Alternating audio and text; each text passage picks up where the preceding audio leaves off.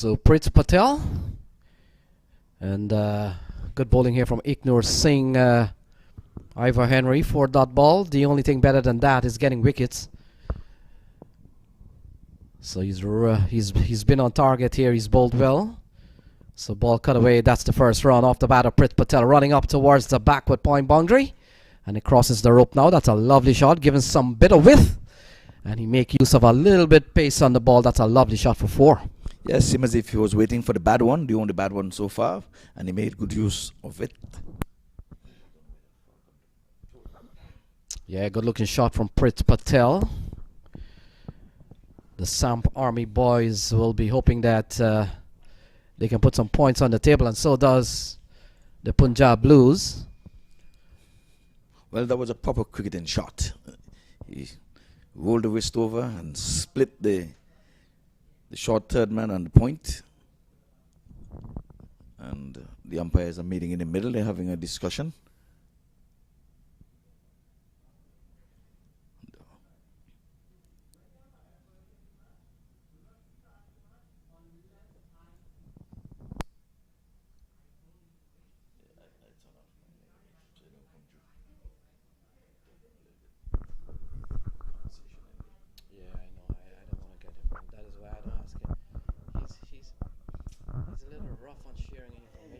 Tell us exactly. Yeah, when I ask him for team list and stuff like that, he doesn't give. He disregard. I mean, we need players and numbers here too, just in case you. And sometimes. Keep it down. Keep it down over there. Keep it down.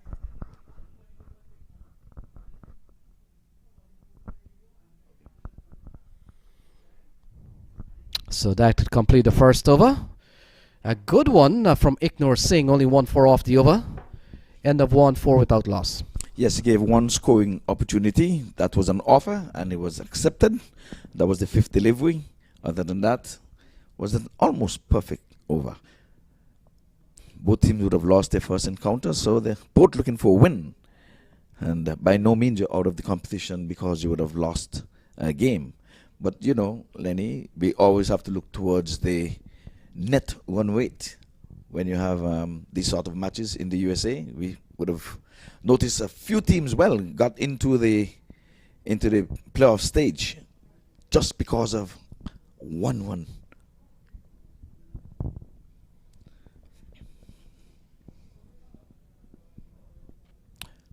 So from the look of it, we're going to be starting with Seam up from the far end.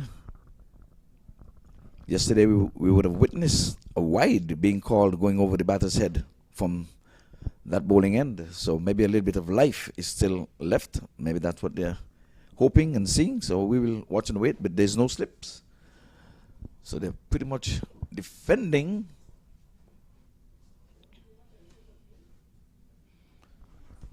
So no one is keeping company with the wicket keeper. A gully, that's the nearest man to him. And if you want to call the umpire, who is not a part of his team.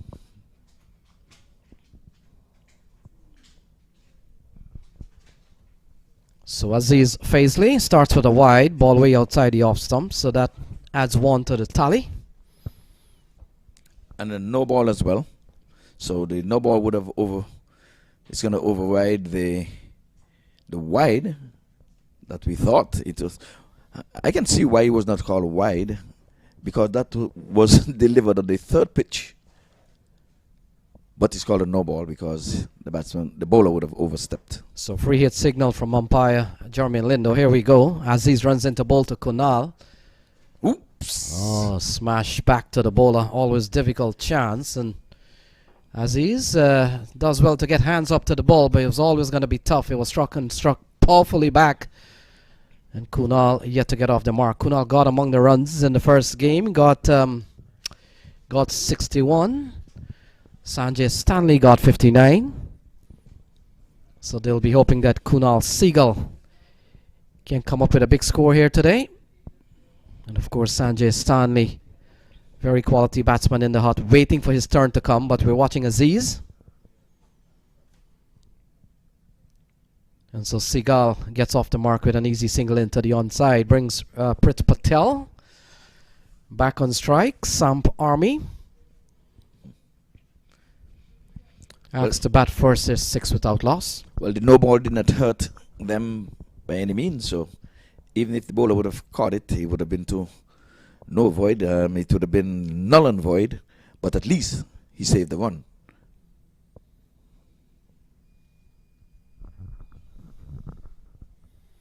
So early stage yet. We are in the second over. Ball sliding down the leg side. So now comes the wide.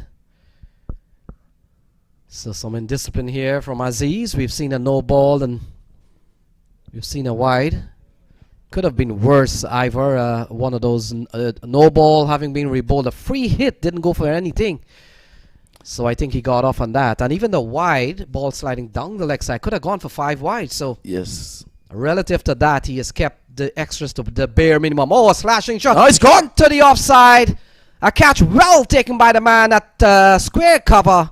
And the first wicket goes down for the Samp Army. They have lost the wicket of Tirth Patel. He falls for 4. It's 7 for 1. Yeah, it was a good looking shot, but it was aerial and the man was stationed there and he just took it as if he was picking mangoes.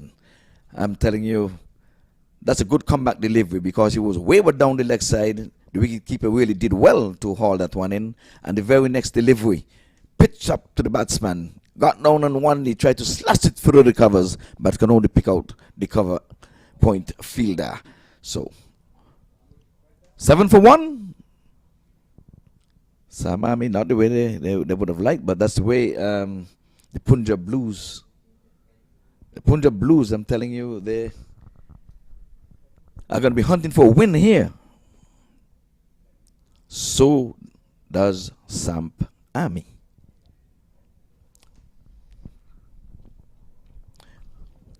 There was supposed to be a 40% chance of rain today. We're hoping that these heavy clouds that are hovering over will just go away. And if there's going to be any showers, let it just be brief. So the skipper Sanjay Stanley comes to the middle. Got 59 in the previous game, and so he'll be looking to perhaps get another big score. And while Aziz Faisley would have started a little bit in discipline, a couple of extra, but he's come back with a wicket. And Ivor Henry, you can't put a price on a wicket. So even if this bowler probably would have gone for 15 or 20, when you pick up that wicket, you're always the skipper is always inclined to probably give you another one because you never can put a price on a wicket. That's right, because nothing puts you behind the clock more than when you're tumbling wickets.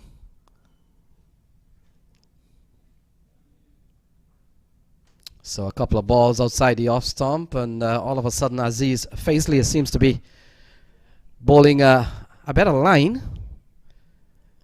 and probably would have needed a couple of balls to really get going, to get the radar correct. He's picked up one already, and the Samp Army, a very quiet start for them. They've gone to 7 in the first over. Not bad considering they've lost 1. And a good delivery to Stanley that completes over number 2 is 7 for 1. Yes, in the end, a very good over. At least there was a wicket in it. But we had so many things in that over. We had a wide that was overridden by a no ball. And then we had a wide down the leg side. And then we had a wicket. So just about everything in that over. No boundary. The first over we'd have seen the boundary. But in all, it's early days yet. 7 for 1. And they're going to try to at least set a target, like the skipper would have said, that they can defend. They feel like their spinners would come into play at some stage in this match. But first, you've got to put runs on the board. So that's first in mind. So Ignore Singh went for 4 in his first over. Quality first over. In fact, we saw 5 dot balls and one good-looking shot from Tirth Patel for 4 in the previous over. But Tirth Patel is back in the shade now. And it will be to the likes of Kunal Seagal and Sanjay Stanley. Both batsmen got among the runs the last time. And so here is the left-arm leg spinner. So the Samp Army comes out of North Carolina. And the Morrisville Cricket Ground, the Church Street Park. That's where the Samp Army camp is really based. And so Ivor Henry, this is their first visit to the US Open. And certainly no one knows yet what the results are or what the results will be with regard to Samp Army participation in the tournament. But so far they've handled it well, and they could learn just from being here, the experience of playing in the US Open. One needs to be done in future tours. For one thing, they are a very, very young team. A couple of players in their teens playing in this Samp Army lineup. And so they come representing the Carolinas, 9-1. Yeah, well, we want to welcome them at least into sunny South Florida. And I think they were mighty lucky to get into the draw of 8. Because, in the past, Lenny, we have all of 32 teams participating. So ball struck and struck well by Kunal Segal. Is gone for 6. First maximum of the day. And that's a lovely strike from Kunal Segal. Picked it up well and hoisted it over long on. A couple of yards over the playing area. And that's a good looking shot for 6. Yeah, so Singh has been the only one to give up boundaries, 4 and a maximum so far. But the wicket has been taken from the far end. And you can see the cones in the far end. If you can look on screen now, those are placed there because this area is a COVID testing area. So it was just on your screen there, you could see. Oh, this one is smashed down the ground. The field is coming around. He picks it up now. And they come back for a couple of runs. So productive shots here from Kunal Segal. He's picked up 8 and a couple of balls. And he looks the part here. 17 on the board. Yes, as I was saying, with the COVID testing, because of COVID-19, we were reduced to just some 8 teams here. But we just want to big up the Cricket Council USA and MAQ TV for at least bringing the boys out. And you too, Lenny, coming in from the cold to get some of our sunshine. So Ignor Singh has gone for 11 in this over. A better one here for Samp Army. And having lost the wicket of Tirth Patel, they have come back nicely. It's 18-1 at the end of 3. Yes, some 11 ones coming from that over. So they're trying to up the ante here. And as we said, they're trying to set a target, which they hope to defend.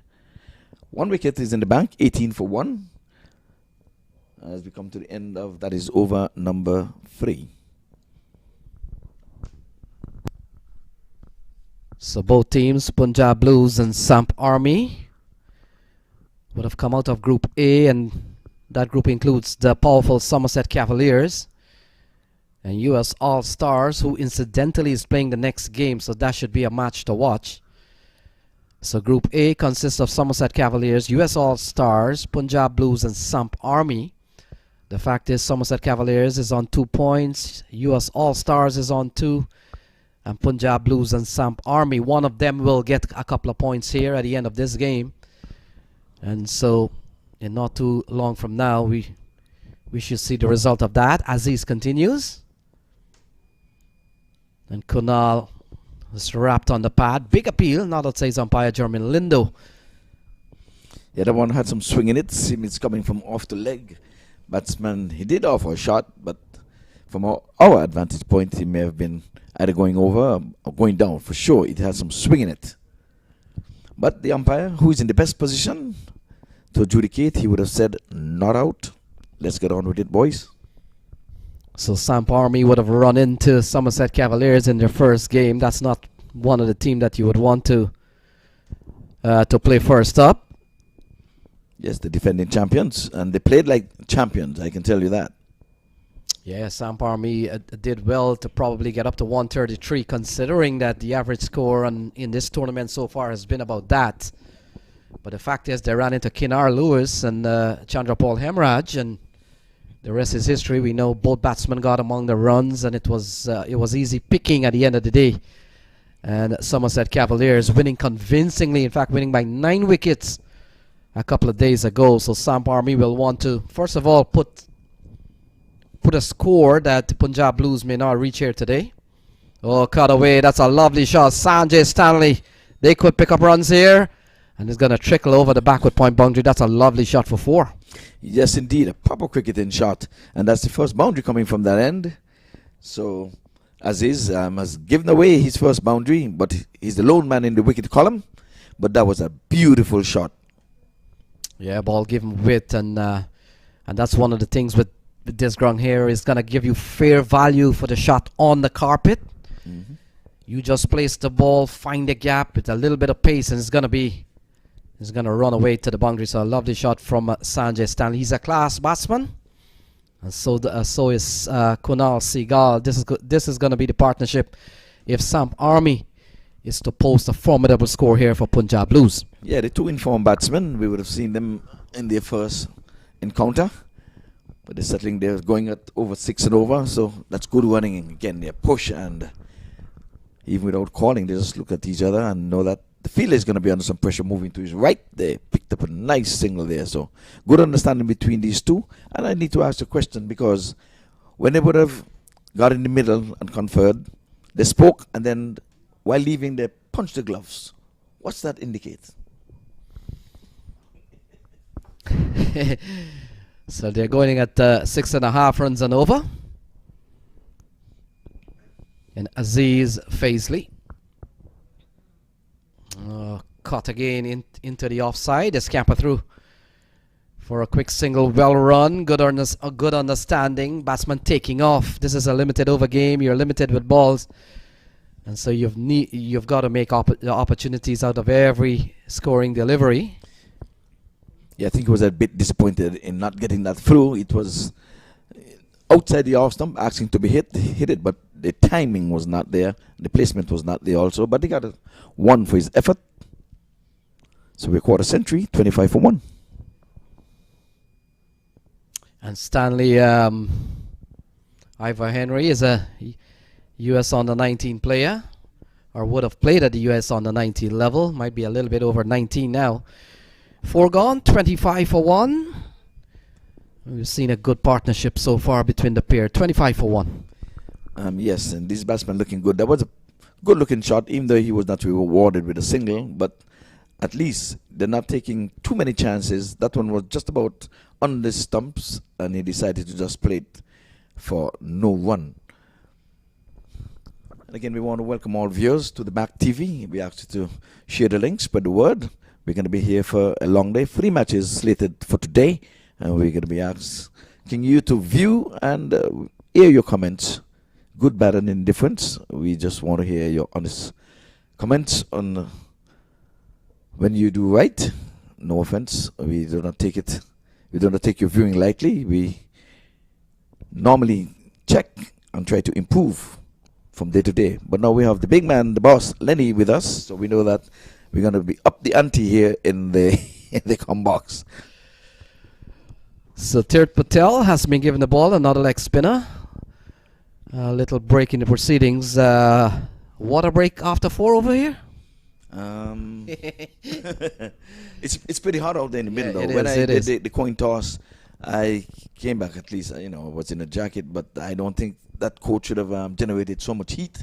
As a matter of fact, when I was walking off, I was almost blinded by the sun that was coming in, and it's coming in hot and steamy this early in the morning. It's after 10 here in our neck of the woods. But if you're just getting up and you're viewing, yes, indeed, you're looking at cricket coming to you from the Broward County Stadium here in America. Yes, Ivor, the ground looks impeccably in good shape. And one of the other things is that the Samp Army, they come out of an area, the Morrisville Cricket Park, Church Street Park is just as lovely as this. Maybe they don't have all the facilities yet in terms of infrastructure, but when it comes to the ground, the Morrisville State Park is one of the beautiful cricketing facility in the country.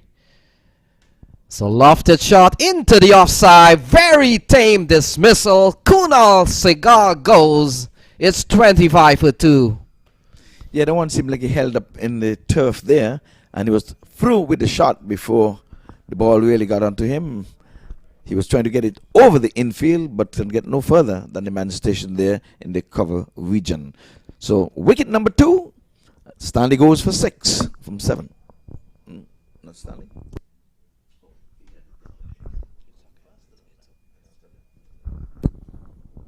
It's Seagull that goes for lucky 13.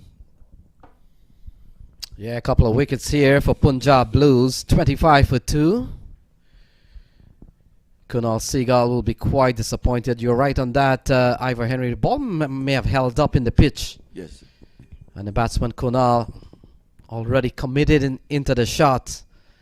And in the end, a very, very soft dismissal. So Sanjay Stanley will have to battle things out as Abhiram Bolasetti comes to the middle. With a lot of work to be done here. 95 balls still to be bowled. And Tirth Patel, he's picked up a wicket off his very first ball. So you can't ask for something better than a start from the bowler. That is true. And like I said, my apologies. I was reading the scoreboard here, and the batter, the signal threw me off there. But to follow up on what you were saying about the water break. Yeah, I was making the point. Samp Army comes out of a facility in North Carolina, and it's a beautiful playing field. In fact, a couple of years ago, the ICC Americas had their T20 qualifier there. 4 teams. You had Panama, I think you had United States, Canada, and I think someone else. Was it Belize? Off memory here, but a good tidy delivery here from Tirth Patel. But the fact is, a very good facility, and it's probably as good as the outfield here at Central Broward Park. Yeah, that one's had it spin, bounce, and turn. And beautifully taken there by the wicketkeeper. Now they've employed a first slip.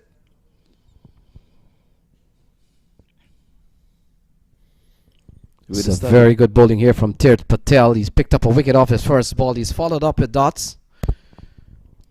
And Abhiram Bolasetti has been put under some bit of pressure here. Sanjay Stanley stands at 22 yards away, having seen the dismissal of Kunal Seagull not too long ago.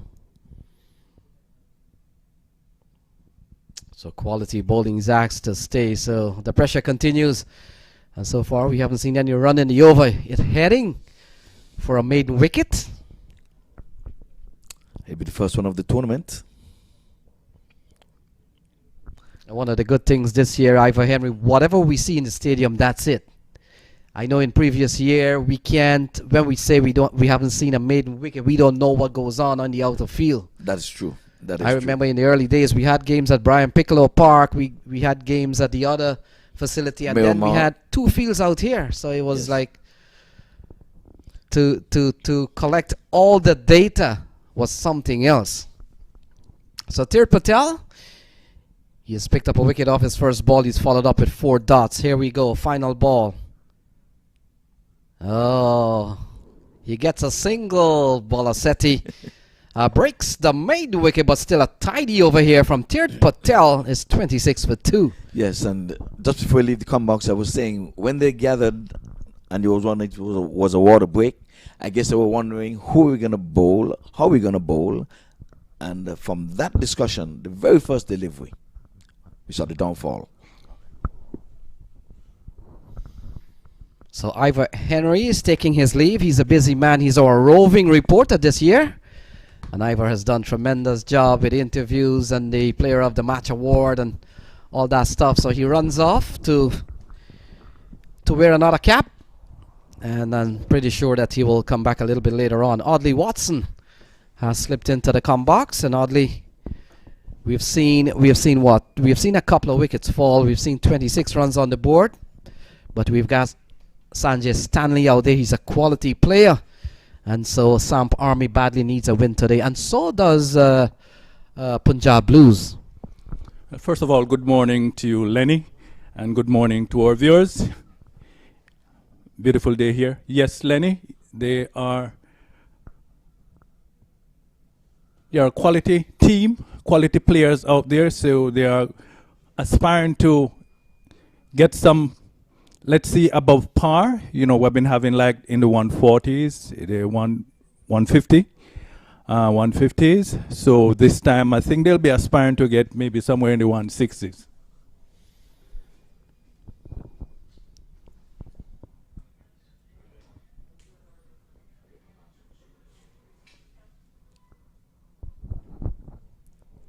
It's been tough going here for the batters, and many times we continue to emphasize, you know, the pitch, and sometimes, as you rightly say, in some earlier matches, Lenny, that it's the bowlers. Sometimes it's just the bowlers. Good bowling.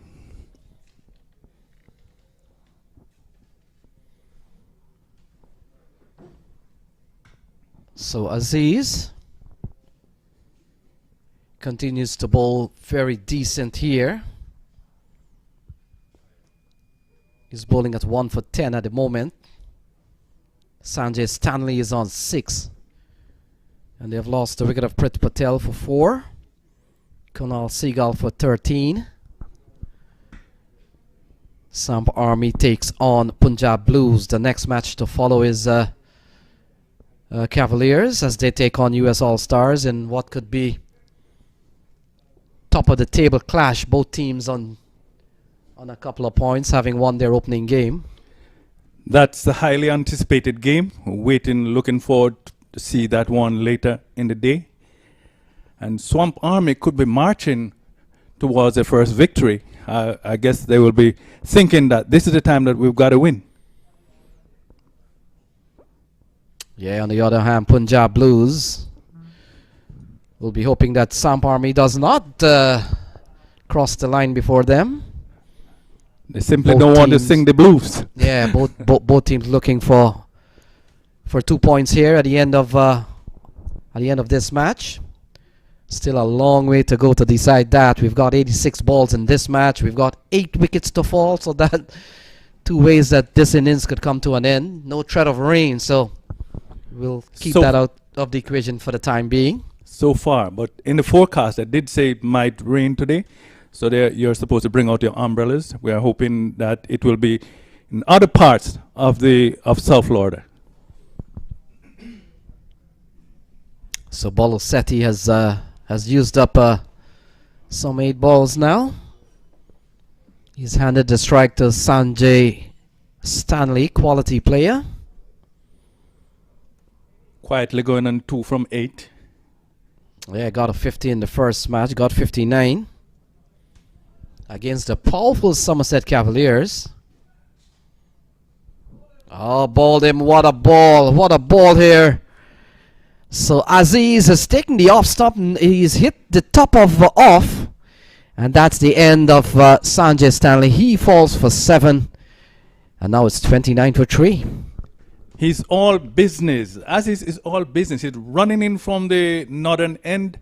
And that ball was a ripper. It came in just from outside the off stump, just enough to remove the bails on the offside, but off and middle. And the batter, Stanley, just have to go. No question of waiting under the umpire. He knew he was out. Yeah, another big blow here for Samp Army. They have lost 2 of their better batsmen in Sanjay Stanley. Was just bowled by a brilliant ball from Aziz Faisley. He falls for 7, and earlier we saw Kunal Sehgal. He went for unlucky 13, so things not looking good here for Samp Army. They're batting at 29 for 3, and they're going just they're going at 4.8 and over. So even that not too impressive. But the most worrying factor here is that they have lost 3 wickets, and 2 of them are their key batsmen. That's going to be a little problem for them. The lower order batsmen will have to come in and settle down a little bit and try to turn things around for the side. So Mujtaba Tariq comes to the middle. Abhiram Bolosetti will be the man on strike. Over would have completed the final delivery from Aziz Faisley. So brilliant sunshine here in Lauderhill. And oddly, we have had some very good weather so far. But like you said, there is a 40 or 30% chance of rain here, but let's hope that the weatherman is wrong today. Yeah, I just knocked on the desk, so that is knock on wood. So Tirth Patel will continue. A very impressive first over from Tirth Patel. He picked up a wicket. Give away a single. There is a big appeal. And not out, says Mangesh Rana. And Tirth Patel continues to bowl impressively well here. That was a beautifully bowled ball. The batter was totally deceived by that one. And he continued to bowl at that nagging length. He is going to pick up more wickets. So tidy stuff from Tirth. He's now bowled 8 balls. He's only conceded 1 run. And he's picked up a wicket off his very first ball. We've seen a couple of bowlers in the stadium in the last couple of days doing that. Devendra Bishu twice. Did it twice. Wow, yes. Devendra Bishu did it twice, getting a wicket off his very first delivery. One was Chris Gayle. Yeah, one was Chris Gayle and one was Dominic Rickey. So 2 quality batsmen. 2 quality batsmen. Yeah, if I were the captain tomorrow of Devendra Bishu, I throw him the ball when I need a wicket and hope that probability works in his favor. Just continue in the same vein, yes. The bowlers, the batters are under some pressure here. But the nature of T20 is that, very easy chance put down. So it should have been 29 for 4. Tirth Patel has done everything possible to pick up a wicket here. Yet he has applied pressure on Abhiram Bolasetti. A ball just cut into the offside. And a very, very simple chance that should have been accepted. Abhiram lives on. Should have been 29 for 4. It's still 29 for 3. That chance went up begging there. Easy catch, and the bowler continued to put the batsman under pressure, and the desired result was a wicket, but no wicket. Yeah, quality over. So Tirth Patel has bowled 2 overs. He's gone for 2. He's picked up 1. Impressive stuff from the left arm leg spinner. Tirth Patel is 30 for 3 at the end of 7. Beautiful cricket here. The T20 is a game of such that there's not much time for you to go in and settle in, especially at the time when you're 30 for 3 after 7 overs. And therefore, the batter is trying to force things along, but he's been pinned down by the bowler. And in trying to unshackle himself, there we saw the catch went down. As you rightly say, it should have been 4 wickets.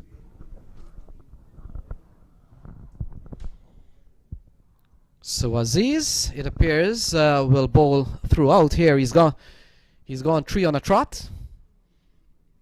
And he's bowled well. He's picked up 2 out of the 3 wickets to have fallen. 2 for 12. A brilliant delivery to take out Sanjay Stanley not too long ago, hitting the top of off.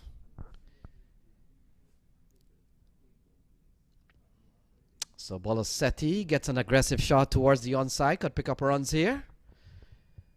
And they come back for a couple of runs. Abhiram Bolasetti needed a bit of release there. He's soaked up some 15 deliveries now. He's only scored 5, so 32 for 3. That one ran pretty close to the boundary. Maybe was pulled back maybe a meter or 2. Little change in personnel from one side to the other. Now he's protecting the boundary down and long on. Wide long on. Oh, guided away here by Abhiram. So he picks up another run. Aziz continues to bowl well. The Samp Army, the word Samp is a Gujarati word that means united. So in that language, Samp means united. So you're looking at United Army. I've just learned something there. And I'm quite sure the viewers, a lot of viewers may have just learned that as well. Yeah, the boys is a good learning experience for the team out of the Carolina. Their first trip to the US Open, and leading up to this tournament. There were a lot of training sessions and practice games to get them really going. And so here they are. We just need the results now. So Punjab Blues and Samp Army locked in a battle here. Both teams have not won a game yet, but it's they've only played one. Samp Army ran into Somerset Cavaliers. It's not a lot of team hasn't beaten that team in years here at the US Open, so maybe we'll forgive them for that.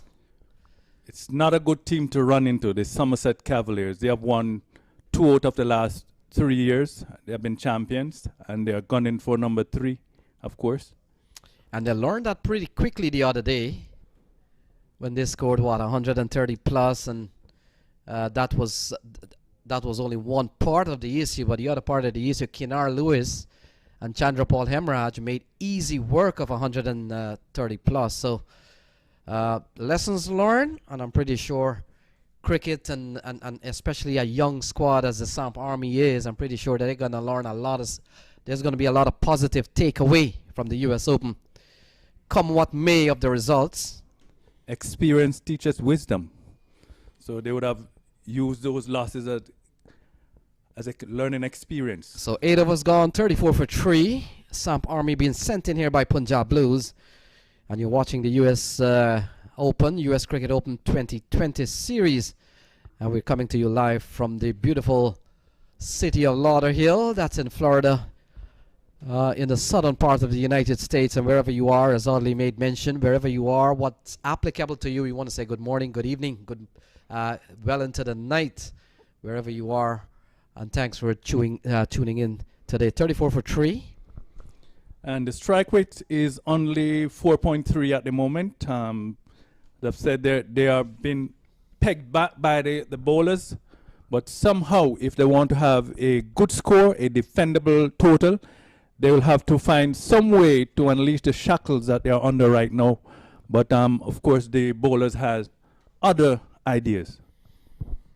So Audley, from 6 games, that's 12 innings. Total score so far, 1,508 from 12 innings. So you divide that, we come up to 126. So that's the average score of the tournament. As Tirth Patel, he's been very impressive. He's bowled 2 overs and he's only given up 2 runs. He has picked up 1.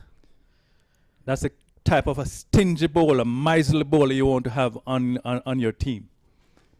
Very tight, giving nothing away. And the point we were making to the other commentators is that spin could be the trick here in the in this year's US 2020 tournament. We saw some quality spin bowling last night, and now we're beginning to see Tirth Patel putting on a spell here. Swinging across the line of a delivery doesn't go well for Tariq. He remains on 1, having used up 5 balls. Yeah, the world over at the moment they are using a lot of spin bowlers even to open the attack. So spin is in, as you could say.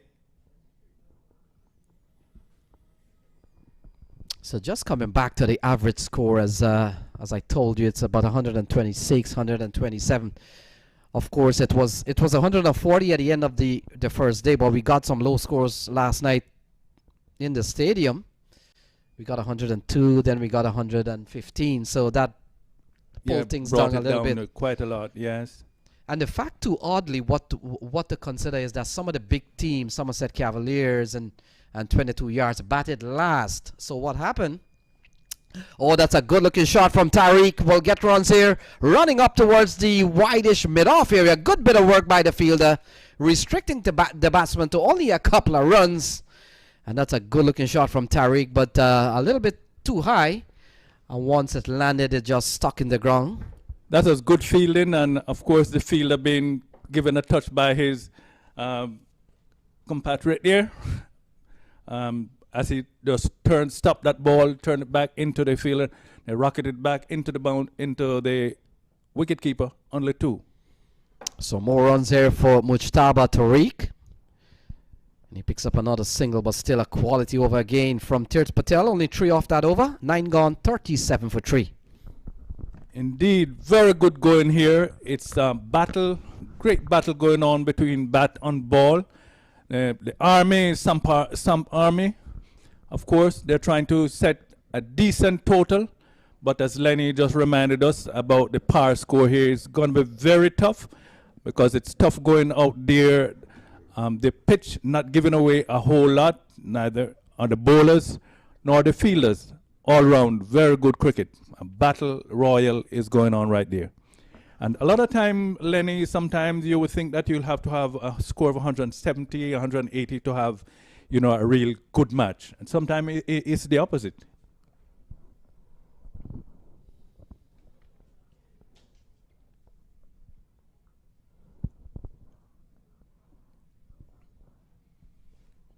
Today we have seen another shift in the direction of the wind. 3 days. Today is coming again from the west. Yesterday was from the east. The first day was from the west to the east. You can see those flags out there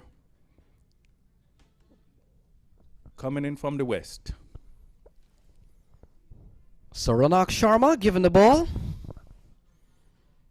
Will come into the attack here. Mujtaba Tariq will be the man on strike, and oddly, let's come back to the average score. The point I was making. So it's about 126 at the moment as we came into the park this morning. The fact is that some of the big teams, Cavaliers, Atlanta Paramveers, they have batted last. So like anything else, they can only score what the opposition made. So you look at Somerset Cavaliers, they batted impressively well the night they chased. Kinar Lewis and Chandrapal Hemraj got among the runs, and they were able to get 133 in just about 10 overs. So you would probably want to imagine what would have happened, let's say, scenarios if they had batted first. And assuming Kinar Lewis and Chandrapal Hemraj had gotten off to the same start, probably we would have seen 180, 190, even 200 on the card. That would have certainly lifted the average. Yeah. Yes. The average up. And the fact is, so they batted last, and they can only make what the other team. And when that is done, we know the game is over. The game is done and dusted. So ball cut away, can't score. And then you look at Atlanta Paramveers. They chased twice. So not only that prevented the likes of the big guns like Gale and everybody else to really get going and put a big score. And then 22 yards, another big team chased last night, and they chased a very, very modest score. So those probably impacted the average. This one is struck well straight into the square leg. Fielder, he takes the catch, and Bolasetti has to go, and it's 38 for 4. Another wicket goes down here for Samp Army. It could be a good thing for Swamp Army because Bolasetti made only 6 from 19, 20 balls, as a matter of fact, 20 balls. So he has been there, and he should have been seeing the ball big as the proverbial breadfruit. But then he has been there and sucked a lot of balls, and it could be a good thing for Swamp Army. Somebody else coming and start to get the ball off the surface and over the boundaries. Yeah, they've been put under pressure with some tidy spin bowling. And even the seamer has bowled well. We saw Aziz Faisley bowling impressively well. That's the boys. That's a Samp Army camp. And Aziz Faisley bowled impressively well. The seamer from the far end of the ground. And then we saw the left arm leg spinner Tirth Patel. And you look at Tirth Patel bowling figure. He's bowled 2 overs, no made none for 15. The first 2 overs went for only 2 runs. So very impressive stuff here from the Punjab Blues. As Gaurav Khanna comes out to the middle with a lot of work to be done here for Samp Army. 38 for 4, 62 balls remaining. Ronak Sharma has picked up 1. See, the Samp Army is still batting below 4 per over. It's almost 10 overs, and they are yet to reach 40 runs. When you look at the bowling stats of last year, Ronak Sharma has had one of the best bowling figures, 6 for 31 last year. So he's a quality. He's asked the question, batsman not offering a shot. And Gaurav Khanna will live again. 38 for 4 at the end of 10. And it seemed as if he was sure. He was dancing. He was dancing. Umpire, umpire, come on. What's happening?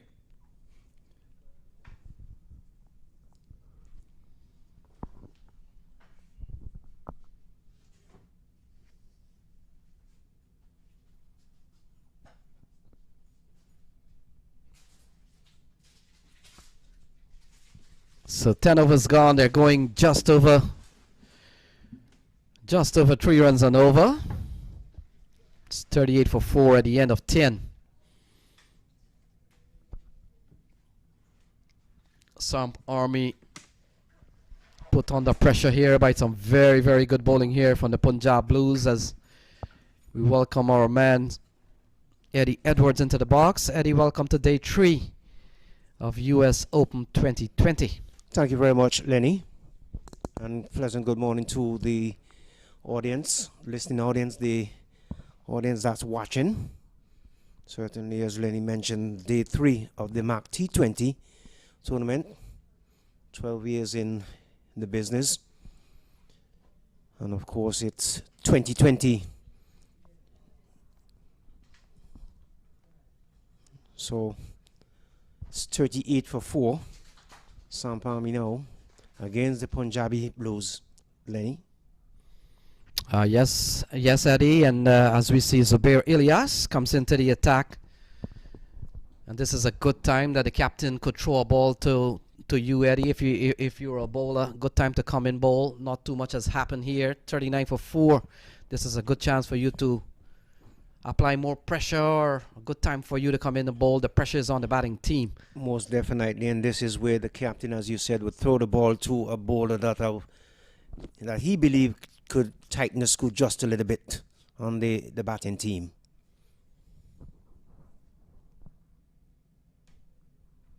So this one is played back to the bowler, feeling to his own bowling, and there is no run. The total remains on 39 for 4.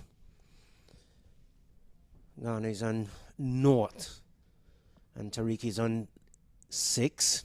Played out in towards cover man, going across his left, diving two, knocks it down and prevent the batsman from getting a run. So the total remains on 39 for 4. Partnership of 1. Pushed out in the covers again, no run. Yeah, the spinners have bowled extremely well. Now we see Zubair Ilyas. He's followed up. We saw Tirth Patel, the young spinner. A young leg spinner. It's quite a spell so far for him. Again into the cover region. No run. So seems like he has a lot of covers there, Lenny. Yeah, it's only 1 run in the over so far. So Ilyas has really picked up where Tirth Patel has left off. They haven't given away anything from the come box end. Here we go. And ball attempted cut. Doesn't go well. Goes straight into the glove of the keeper. 11 gone, 39 for 4. And that's what you want. Bowlers bowl in tandem. And if one is leaking runs from one end, the other one can come and tighten up from the other end. But so far, both bowlers are bowling extremely well. And they're doing their team and their supporters a world of justice. So if you're just joining the broadcast and you want to catch up back, you see the score 39 for 4. But who are the 4? Tirth Patel, he fell for 4. Kunal Seagal, he fell for 13. Sanjay Stanley, he was bowled off a very brilliant ball from Aziz Faisley for 7.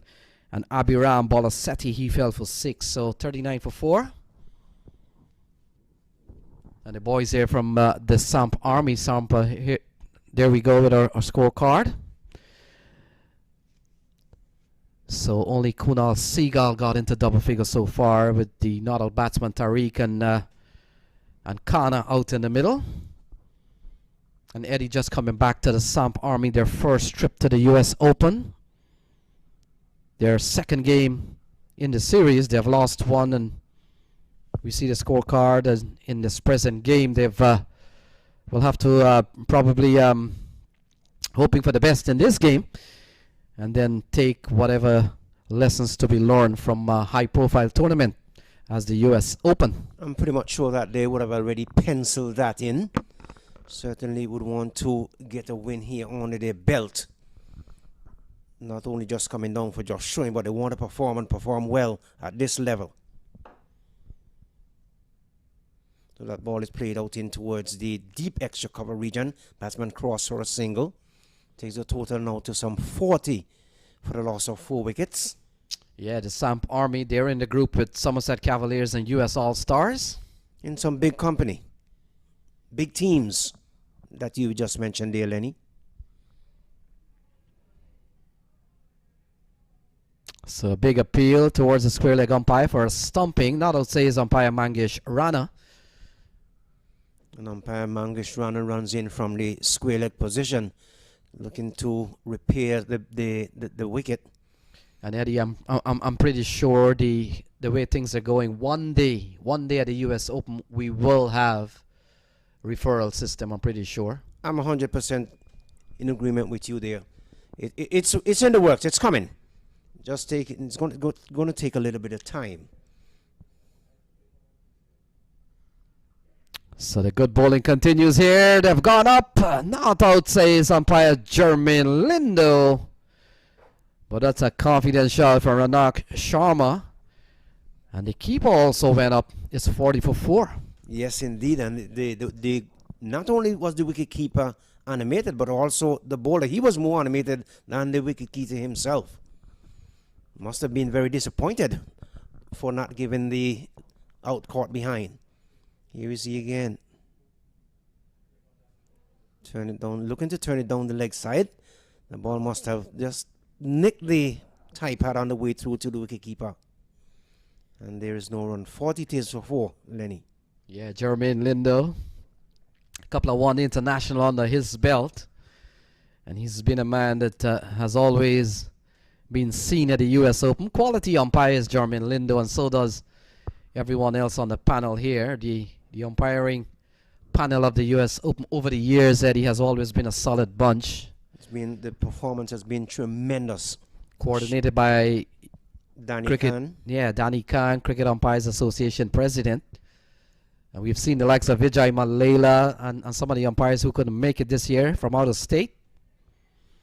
So ball played into the offside and eludes the man. It's gone upstairs for a US Open maximum. And that's a good way to end the over. 12 overs gone, 47 for 4. That was a big shot. And it went straight over long off for 6. And as you said, it's a good way to end the over. 47 it is for 4. And they're just marching along. They're going to need a lot more from where that came from. Yeah, they badly need runs. They're going just around 4 and over 3.92.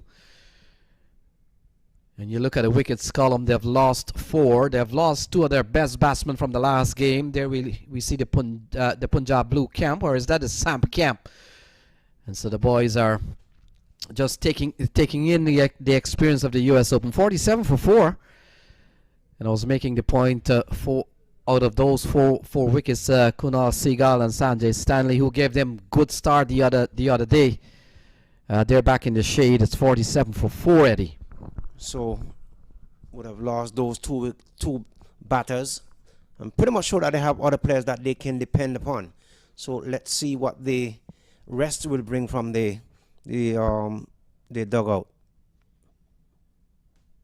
This one is pulled away down behind square. Man going from the deep backward square position runs around to his right. He picks up but cannot prevent the batsman from coming back for 2 runs. So that brings up on the scoreboard some 49 for 4.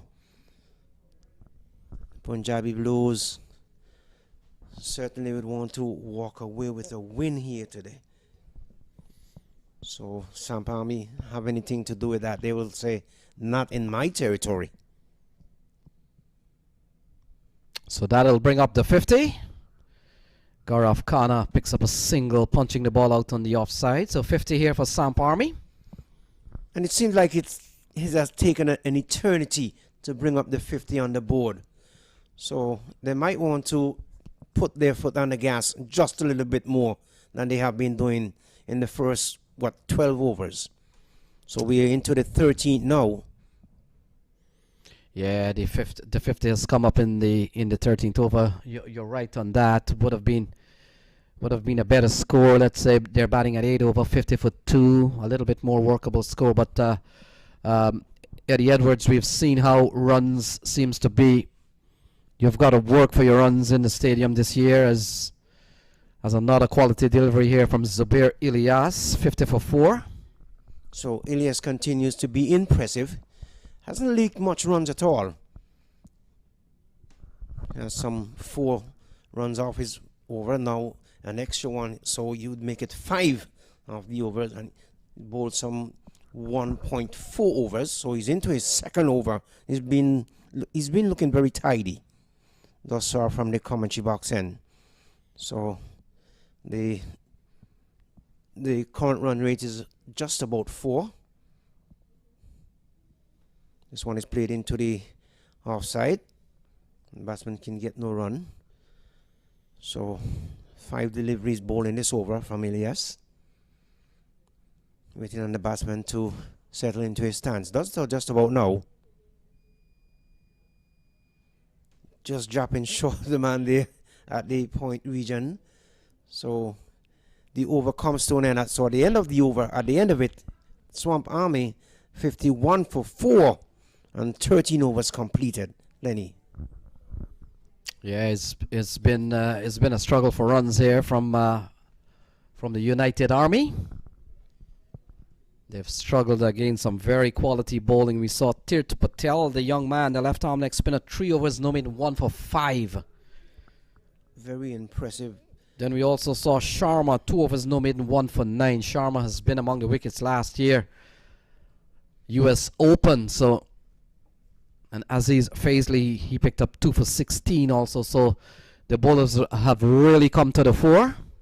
So with this current run rate, and it doesn't seem like they're going to pick it up anytime soon. There was a little conference in the middle between the two batters. Who knows what they would have discussed? Let's see what they would do. Let's see what they're going to do in the 14th over. Yes, Eddie, my scoring app is telling me a projection of just 89 runs based on the run rate at the moment. I'm pretty sure Samp Army will be hoping that doesn't stay true. It's true. 52 for 4, 41 balls still to be bowled. Gaurav Khanna and Mujtaba Tariq, the men out in the middle. So it's Khanna on strike.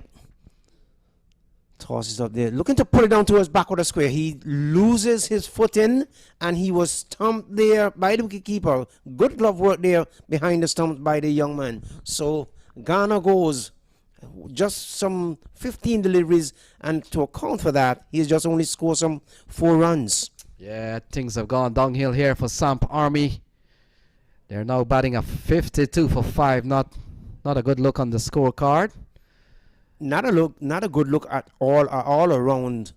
So they must be saying to themselves now that we're in some deep, extra deep trouble, and we have to pull ourselves out of that right now.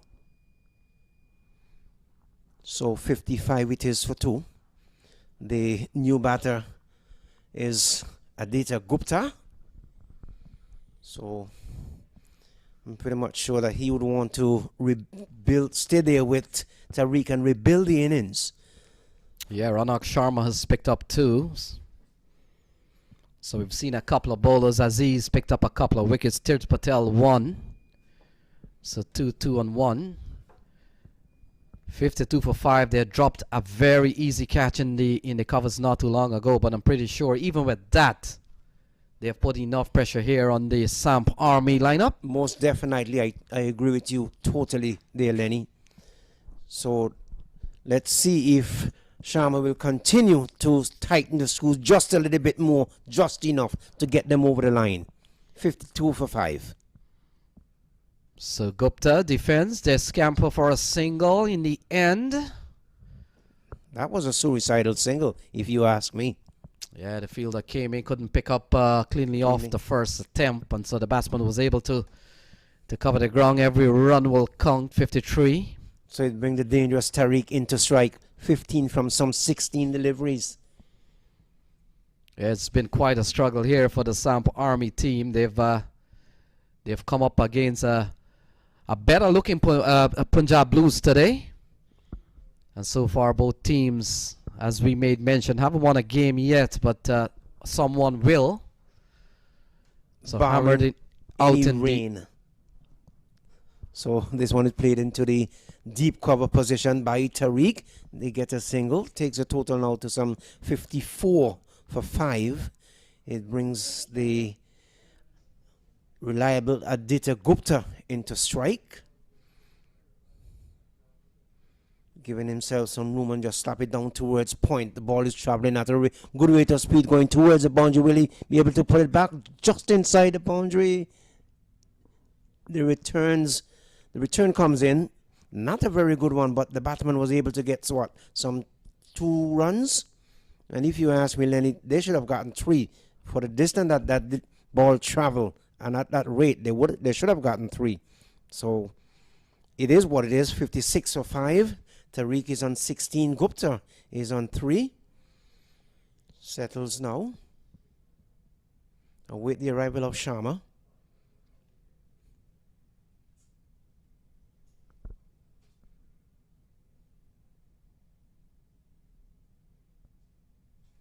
Looking to turn it into the onside. The ball cutting back into the right hand.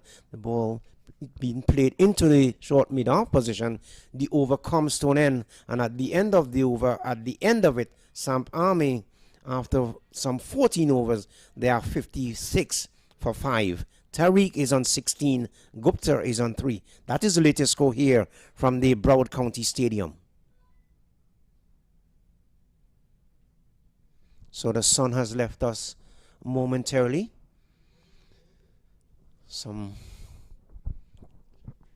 slight overcast on the outside, on the northeast side of the stadium. Or the umpires are having a little bit of confidence for themselves, Lenny.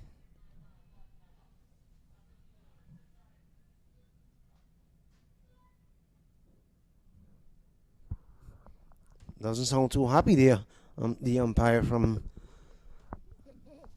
Jamaica, whatever it was. So all is well out in the middle now, and it's going to be Elias who's going to continue. None for 5. And he's into his 3rd over. Yeah, Tariq is the top scorer at the moment. Mujtaba Tariq. By scoring 16, he's going better than Kunal Seagal, who fell for 13. So still a long way to go here to post a good score. They're batting a 56 for 5. Well, I would say I'm going to predict that they get 85 runs. And I say that and mean it from the heart. So that being played into the onside, and the batsman can get no run. The total remains on 57 for the loss of 5. And yes, now this one is hit high and hard out towards long on. Just a couple of bounces to the man wearing the number 21 jersey. He picks up, but cannot prevent the batsman from getting a single. 58 it is for the loss of 5. Gupta is on 5. Tariq is on 16 from some 18 deliveries. So they've got 33 balls still to be bowled here. That's a lot of balls. Zubair has really come into his own here. Zubair Ilyas, he's bowled so far, only giving up 6 runs. And he's bowling with a plan. He's pitching those deliveries outside the line of the off stump and seems not to care whether or not the umpire would have called wide. But he's taking his chances and letting the batsman play at every delivery outside the line of the off stump. So he doesn't really care about the wide, so to speak. Yeah, we were making the point. He came into bowl when the score was 39 for 4. So he came at a time when you've got to say things were a little bit more calm. So a good chance for him to push on. Not to say that he's not a quality bowler, but he's certainly added that bit of ingredient that being a quality bowler, he came into bowl when the things were a little bit thing, and he picks up another wicket, or he picks up his first wicket. He's going at 1 for 7. Another wicket goes down. 59 for 6. Went for the big shot, missed it completely. He was looking to hit that out towards long off. Didn't make contact. The ball cannons into the stumps, and he will have to go. 59 it is for a loss of 6 wickets. Tariq is the man that going back to the pavilion. So his total would He's some 17 of 19 deliveries. So one more wicket goes down. Elias picks up his first wicket.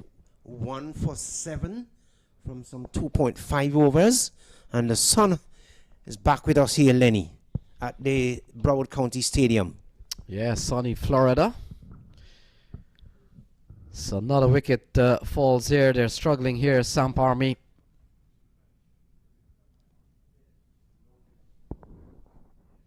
A new man comes to the middle.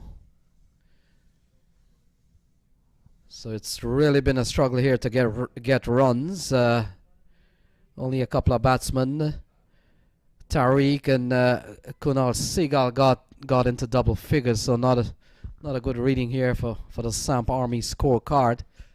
And the track is playing extremely well. It has no devil inside of it.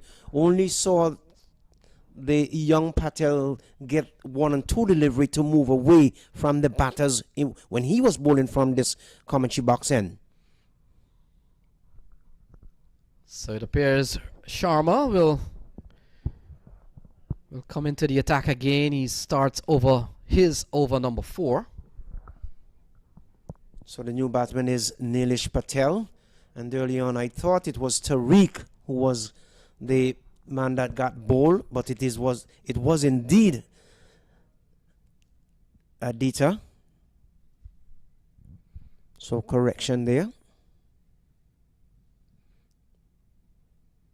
So Nilesh Patel is on north. 59 it is for 6, and we're into over number 16.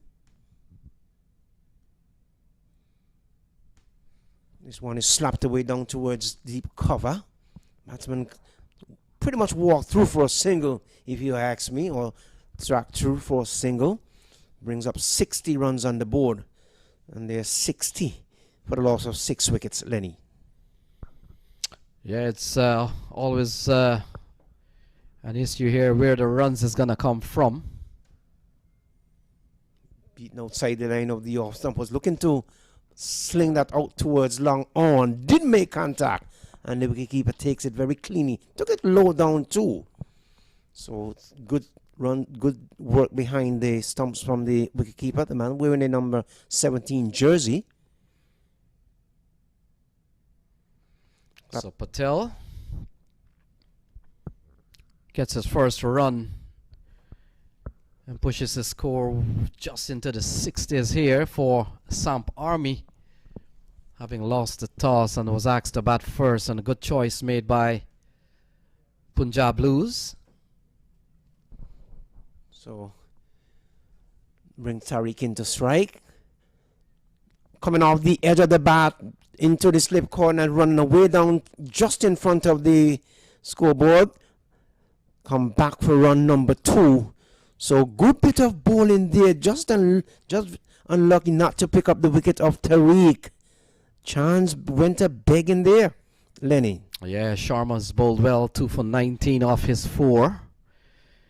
He's a quality bowler. He's been among the wicket last year, and along with Tirth Patel, they have really broke the backbone of the Samp Army lineup today. 63 for 6 at the end of 16. So with just 4 more overs to go, what's your prediction, Lenny? What is your app telling you? Yeah, it's not going to be a lot of runs here. I mean, not of 16 or 20 runs, the most probably they'll get, but we don't know. We don't know what Tariq and Nilesh can really bring to the table. You just have to wait and see. Yeah, but the bowling has been good. Zubir Ilyas. He's going to bowl to Patel. So for that, it's pulled out towards the wide mid-wicket position. Man coming off the fence. And they can only pick up a single. So Patel goes now to 2. Takes the total to some 64. And it brings Tariq into strike. He's in 20. He's been out there for a while, so he should be able to free his arm just a bit now here to get his team some extra runs. They're going to need it though. And as I said, that this one is swinging out towards extra cover man coming on from the wide long off position. Rifles a return in, but not before the batsman get 2 runs.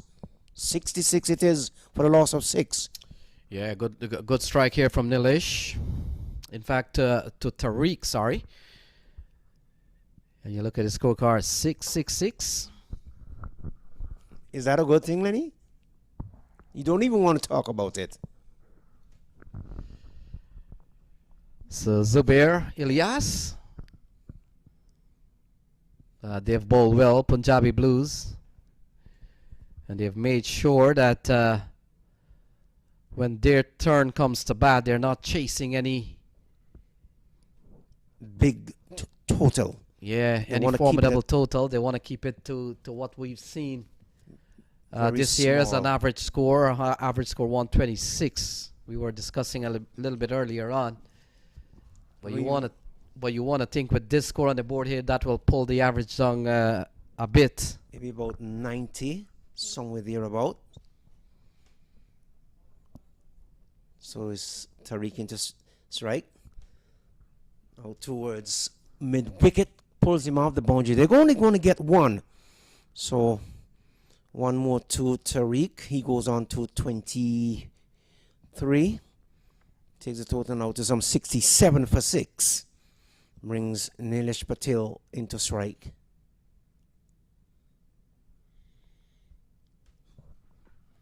One out towards long on. And once again, they can only muster just a single. So it is the singles game here, Lenny, for now. Yeah, not by certainly not by choice. They've been forced to. Yeah, being forced to. Some tidy bowling here from Punjab Blues. Both teams are badly looking for win. So the next game coming up after this game would be the All-Stars and Cavaliers clash. That promises to be one of very much interest, as both teams are regarded as 2 of the big teams in the group. And so the Somerset Cavaliers and the US All-Star, that game should be one that a lot of people will be following. A couple of runs here off the bat of Tariq, and pushes the score up to 70 for 6, Eddie Edwards. So yes, I think it's the first time we have seen some overthrow in this competition. So with these two teams going at it, they're certainly giving us a little bit of entertainment, but they want to make sure that they cross with a W in the win column. Yeah, Tariq has batted well for 25. And he's the only man that has carried some bit of fight here towards the Punjab Blues. 17 gone, 70 for 6. Anchor in the Samp Army's total. You want to make sure that he comes out ahead. 25 from some 27 delivery. And at this point, it seems like Nilesh Patel is playing the supportive role or the anchor role, so to speak. He's making sure that Tariq stays on top. So 70 it is for the loss of 6. 17 overs gone. We're about to see the commencement of over number 18. So the last wicket to fall, that was Gupta, bowled by Zubair Ilyas for 5. Since then, not much have happened here. The sun is out in all its glory. Let's hope it stays that way, Lenny, for our sake and the sake of our viewers around the world. Yes, Eddie. We've seen some brilliant sunshine, and then we would see a little bit of slight overcast. So it's a little bit of hide and seek with the clouds and the sun. So giving us some mixed signals. So Ignore Singh comes back into the attack, none for 15 off 2. And we've got 3 overs remaining, or 18 balls. Nilesh will be the man on strikes, empty on the card. That first ball is played in towards the cover position. Finding its way down towards the boundary. Good bit of feeling there, but the batsman is going to come back for 2 because the fielder coming across from deep extra cover, he fumbles just a bit and enough to give the batsman the enough time to come back for run number 2. takes its score now to 72 for the loss of 6 wickets. Tirth Patel is on 6. Tariq is on 25. Yeah, nice partnership being built up here by Samp Army. Sometimes Eddie Edwards, sometimes the run comes at the top, sometimes it comes in the middle, sometimes it comes at the bottom. We take it all in. Every run will count. 73 on the board. I agree with you. They wanna. It doesn't matter where it comes from or when it comes. They want to make sure that they have it posted on the board. This one is played back to the bowler. He feels, and no harm, no foul. So Singh turns, none for 18. He's in his 3rd over. And this time, is he bowled? Yes, Tariq goes at a time when his team really need his support, really need him out there. He made an error, he blundered, and in the end loses his wicket, comprehensively beaten and bowled by Ignore Singh. 25 was his contribution. 73 it is Lenny for 7. Yeah, Ignore has picked up his first wicket now. And a nice little partnership for the Samp Army comes to an end. So Mujtaba Tariq finally goes the top scorer so far. Played well, considering what has really happened here with Samp Army. And 73 for 7. And they must be saying on his way back to the pavilion now, they must be saying, thank you so much, Mr. Tariq. You have pulled us out of a big hole. Let's see what the remainder of our batters can do. Even though we don't have lots of runs on the board, this might very well be enough to pull us over the win column. 73 it is. Tirth Patel is on 6. The new batsman is Akash Joshi.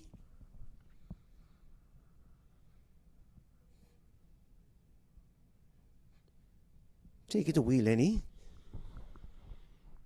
Yeah, so we've got what, 13 balls remaining. Joshi and Nilesh will have to stem together something in the next 13 balls or so. Try to make use of the full allotted 20 overs.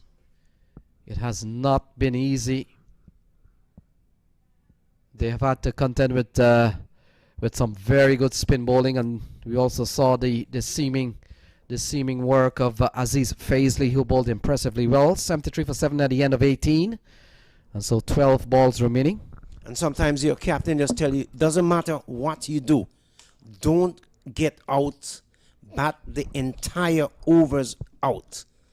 Once you stay there, you can make runs. The opportunity is going to present itself in order for you to make runs. And as we see, it is 73 for 7, and we've just seen the completion of over number 18. So it seems like we're going to have a change of bowling from the commentary box end. And let's see what will happen with the 19th over. Yeah, Tirth Patel, the young leg spinner, comes back into the attack. Impressive bowling from Tirth.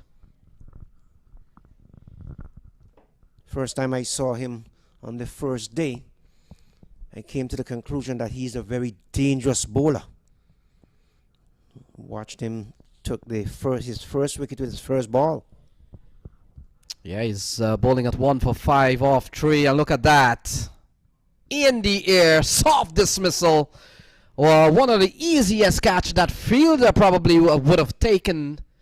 And another wicket goes down. Tirth Patel has now picked up his 2nd wicket, bowling at 2 for 5. It's 73 for 9. And the ironic thing about it, every spells that he bowled, the very first ball, he gets wicket. And it continues. It shows the hard work and how he usually flight those delivery, give the batsman the opportunity and say, well, listen, hit me over the top, or I'm going to get you a wicket. So whatever you do, make sure that I am not part of that as far as the negative is concerned. So he gets his 2nd wicket, 73 it is for 8. And it's going to be, let's see who's going to replace him. Looks like Aryan Shah. So 73 for 8. Patel has picked up two for 5. Very impressive bowling. He's into his 4th over. We're into the 19th. So Patel is asking the man at the long on position just to go a bit to his left. Seemed like a very slick bowler too. Yeah, Aryan Shah is one of the teenagers in the team. Very young team, this Samp Army. And that's another quality delivery he's given out. So that's the end of Aryan Shah. So he gets a first ball. And all of a sudden, Tirth Patel is on a hat-trick. It's 73 for 9. All of a sudden, he is on a hat-trick. And that's a very good way to put it, because it is true. It is factual. 73 for 8. Aryan Shah, he didn't really interferes with the scorer at all, as if to say, I wasn't here. Yeah, well, these days of electronic scoring, Eddie Edwards, it does give our technical man Roddy Lalman a lot of work to get going with sending 2 players back to the hut and then get all the graphics back up and then bring the incoming batsman. So those days of saying that it does not trouble the scorer. It's a little bit different. It's a little bit different with electronic scoring. And so you've got to do a lot of data changes to the whole thing. So 73 for 9 as Owais Gilani comes to the middle. And with the Samp Army, they're reeling here with just 73 runs on the board. So let's see if the young man Patel will get. So hat-trick ball for Tirth Patel. Gilani on strike. Oh, that's a quality delivery. And he gets it. He's balled him. He's gotten it. He has gotten it. And certainly he gets a round of applause from his teammate. Previously, I saw them lifting him up on their back and on their stomach, and as if to say, you have championed our cause. You have pulled us out of this situation here, and oh my, how we love you, Patel, Patel, Patel. Your performance here today has been extraordinary, and certainly you have come to South Florida and you have performed. Thus so far, you've seen so many wickets gone, but none in this competition. But you have taken the big step of the bowlers, and you have gotten what it takes. You have gotten the hat trick. Well, not only has he gotten the hat trick, look at the scorecard here. Not a good looking one. Tariq and Kunal Seagal got among the runs, 13 and 25. But look at towards the end, it's Tirth Patel. He's dominated towards the bottom end of the scorecard. He bowled impressively well. And wickets number 8, first wicket, wicket number 9, second wicket, wicket number 10, ended the innings. And you look at the bowling here. Let's look at Tirth Patel. 4 wickets for 5 runs. Certainly the best bowling figure this year so far.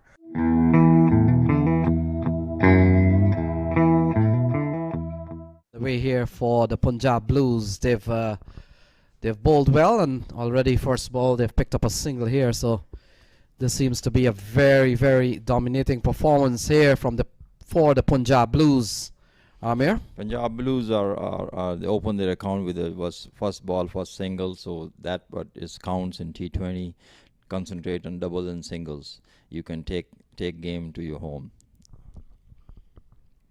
So it appears that one of the good things that this match will do for the scheduling, it will really push the competitions committee to really get back on track if they were lagging in behind in terms of getting the schedule on time. Scheduled time 1:30 for the Cavaliers and US All-Stars game. So we're well within the time frame to finish here. Aryan Shah needs to ball on a little bit on the offside. That last ball was towards the middle and leg. So Harry Bowler comes into strike and ball turned into the onside. So they picked up a couple of runs already. As Aryan Shah will have to bowl, or anyone from the Samp Army, they will have to bowl a spell of their life to really curtail what has been a very, very disappointing performance from the Samp Army batting lineup. Sam Army need really a breakthrough at this point. That's a better ball right off through the off stump and moved away from the batsman. That's a ball line and length. I would like to look at it if your team with a really low score and you're defending low target here.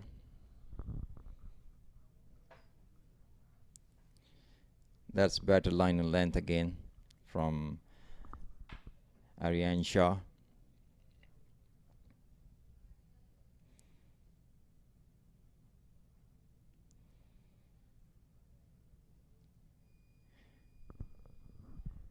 So widest call once the ball goes down the leg side, as signaled by umpire Mangesh Rana. Umpire Mangesh Rana and Jermaine Lindo, the umpires out in the middle.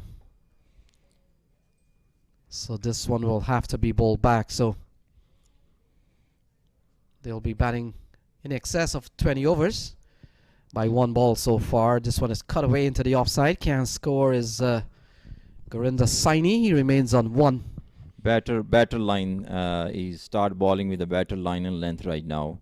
That's what they need. They need to take advantage of the wind, and if they put in the right area, they will get some wickets. So hammered into the onside. Oh! Got hands to the ball. In the end, is gone for 6 off the bat of Gurinder Saini. Struck it well. But the fielder came around. Would have been a magnificent catch had he held on to it. He did well. Got hands to the ball, but it was traveling quite quickly. And it goes away for a maximum. So good looking shot from Gurinder Saini. It's 9 without loss at the end of 1. Here comes again that Fantasy 6, US Open Fantasy 6 we have witnessed here. And from the fielder, it was a good try, but all in vain. But he tried his best to get to the ball, and it's all about being a proactive. You guys need to understand, those who are listening around the world. You need to understand that you need to be proactive, especially in cricket. If you adopt your habit from the cricket and take it to your real personal life, you can be more successful. It's either in cricket or outside of cricket. But we are here in this US Open cricket, and you need to learn from it that you need to be proactive. That will get you where you want to be.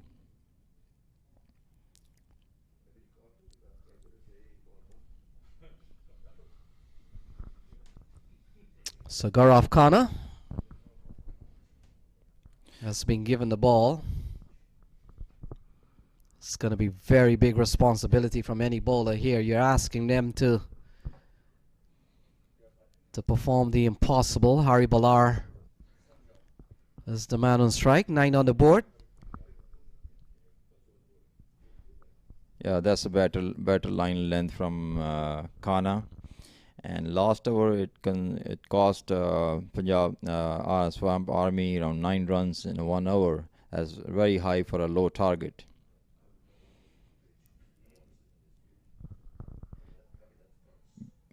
And so wicket goes down. Hari Balar is cleaned up here by Gaurav Khanna. So a wicket goes down. It's a 9 for 1. This will do Samp Army a little bit of this will give them a little bit of encouragement. Still a long way to go. Hari Balar goes 9 for 1. It's all about, everything is a chain link. It's a effect. Everything affects another thing.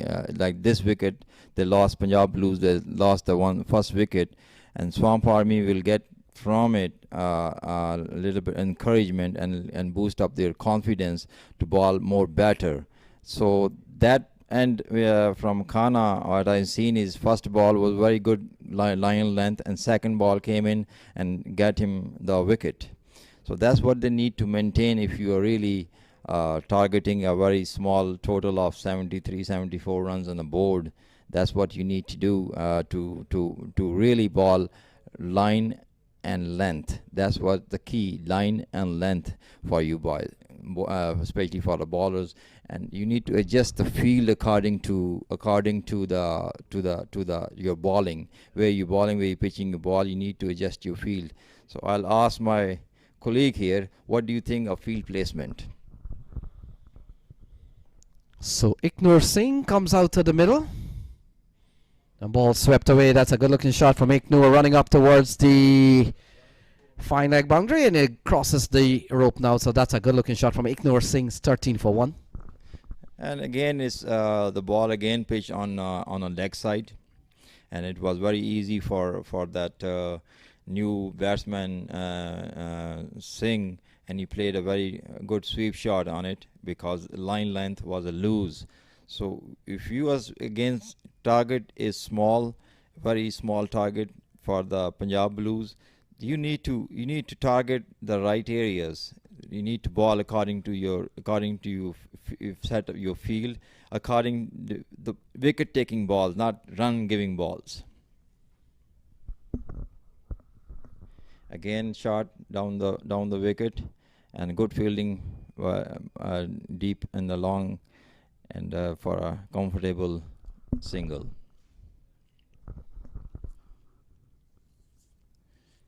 And that needs to continue. It's a beautiful day here in Broward County in Florida for a U.S. Open tournament, and it's a beautiful day to play cricket. And there's a breeze, and you can take advantage of the breeze here, and good condition to play. And it's the second wicket down for the Punjab Blues, and Khanna made a breakthrough with this good liner length again, and it's a one more wicket down. Now 14 for 2.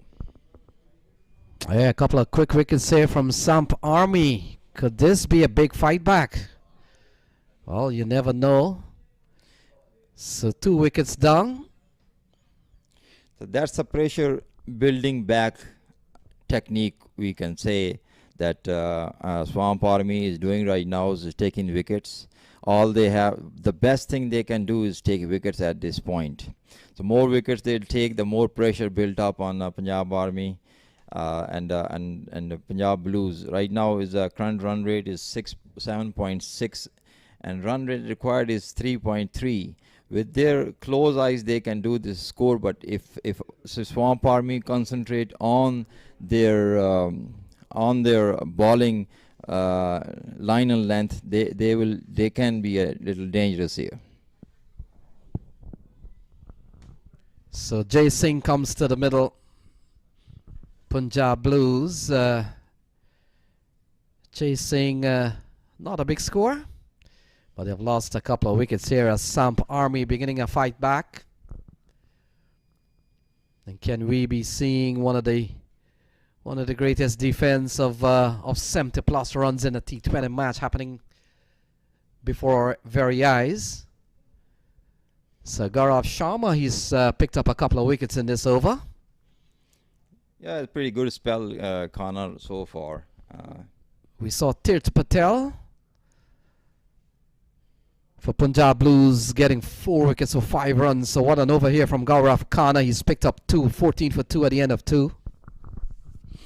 There is an old saying that you don't have to be great to get started, but you need to be started to be a great.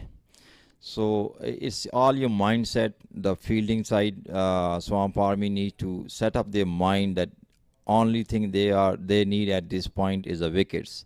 It's a blood bank for the Swamp Army right now to get the wickets. So that's what they need to do. Concentrate on getting the wickets. It's very low target. And from here on, if Punjab Blues lost one more wicket, they'll be under tremendous pressure.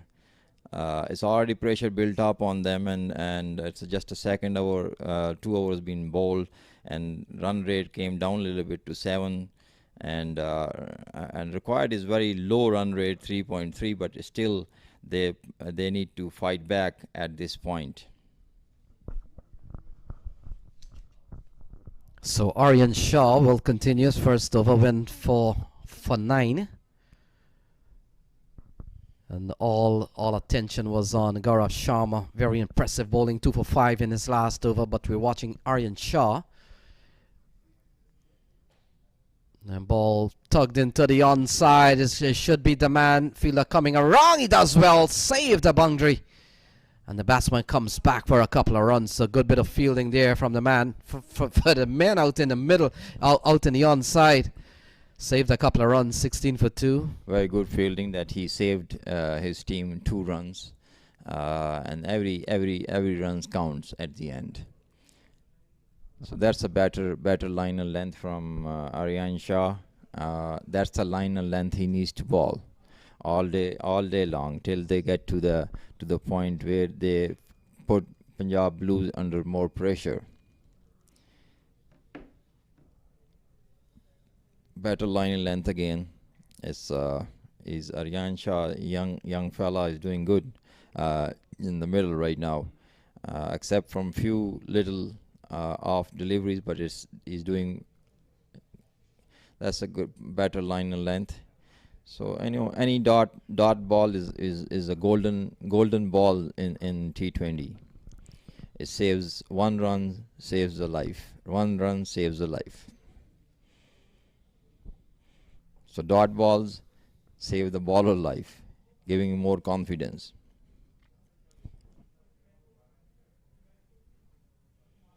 Chance for a run out, and he's gone. So another wicket goes down here. There's 16 for 3. Ignor Singh is run out, and Samp Army. What is happening here in the Broward Stadium? 3 wickets down for 16 as Ignor Singh is run out. This is all a reflection of the dot balls. The more dot balls you play in T20, the more pressure is building up on a batting side, and that was a very good example of that pressure building. That there was Aryan Shah did 2-3 dot balls, and batsman was pressurized to play a stroke, which he tried and trying to make a single, and they lost 1 more wicket. So now Punjab Blues are 16 for 3 in 2.5 overs, and although his target is low, but this is a cricket. Is a cricket you never know until it's finished. So Sharma comes to the middle. With Punjab Blues struggling here, they just needed 74 to win this game. Now they're batting a 16 for 3, still 58 runs needed, 7 wickets standing. I'm not going to mention how many balls remaining because maybe not relevant at the moment. 16 for 3, Ranak Shah has come to the crease. And Aryan Shah, he's bowled well, he's effected some bit of pressure. Now they're having to scamper for runs in the end. Ranak Shah gets off the mark. Every run counts. 17 for 3 at the end of 3. That was a close call. It was a little bit late pickup by the fielder, and it would have been another dangerous run out here. And that was a close call. Punjab Blues don't need these kind of cheeky singles at this point. And they don't want to lose wicket, 1 more wicket at this point. They will put them in a tremendous pressure back again, as the run rate is all fallen down to 5.7 right now, from 7 to 5.7, and required is 3.4 is going up. So they need to be a little bit on the more little bit cautious side of the game at this point, without losing any wickets. So this game comes from Group A. Somerset Cavaliers, US All-Stars will play next. They're all in the same group, so a couple of Group A games will happen today. Punjab Blues and Samp Army, they haven't put points on the table yet. One will, as Gaurav Sharma, he's bowled impressively well in the first over, picked up a couple of wickets for 5 runs, and this one is going into a short third man area. They scamper through for a single, 18 for 3. So that was a good line of length from him, from Kana again, and he done pretty well so far. And if he continues his right line and length and pitching in the right area, he can be more dangerous here.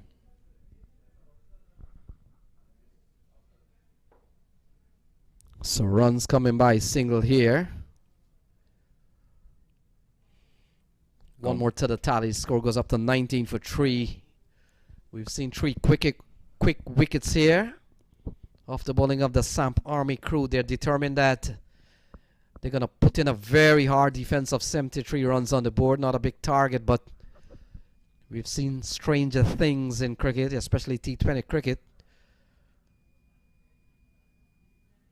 Ball cut away. That's a lovely shot. We'll get runs here, running up towards the cover boundary. And it crosses the rope in front of the fielder. And so that's a lovely shot off the bat of Sharma, 23 on the board. Yeah, little loose ball away from the really offside the off stump. They need to maintain that with a very small total, 74 total on board. They are defending only 74 runs. For that kind of total, the bowlers really need to really work really hard on their line and length, especially. And that last delivery from Khanna was little bit away from the outside the out stump, and the batsman played a very good cover drive on it, and went for 4 runs. So 51 runs needed, 23 on the board. Gaurav Khanna bowling at 2 for 11 at the moment. And the man on strike, Sharma, played a lovely shot for 4, and this one is going to beat the offside field again. Running up towards the cover boundary, will not get that, and it goes away for 4. So consecutive boundaries off the bat of Ranak Sharma. He has looked the part. It's 27 for 3. I've noticed one thing, that there's an old saying that you can make me fool once but not twice. You need to bowl, and you need to put one deep extra cover fielder for saving those boundary lines, especially with a very low target of 74. So you need to adjust your fielding, adjust the line and length, and adjust the fielding, and then bowl accordingly.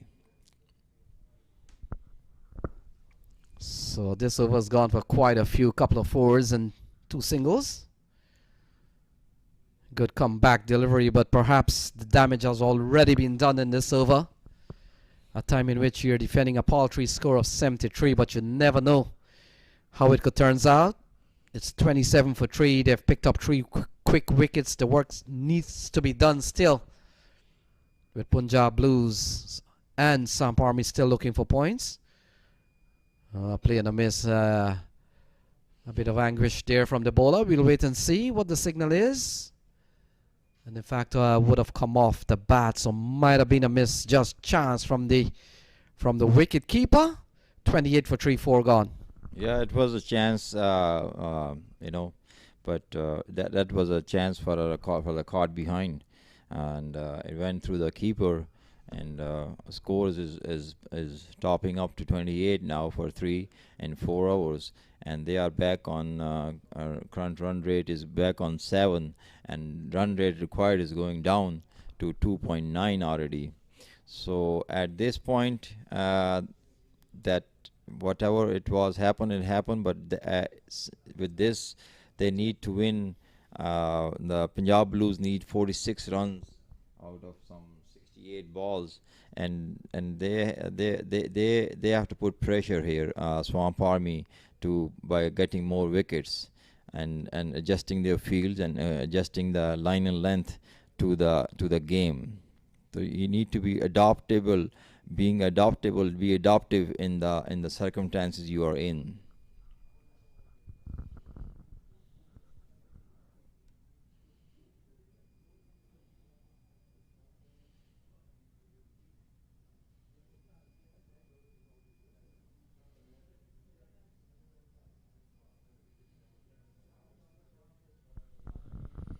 So Aryan Shah,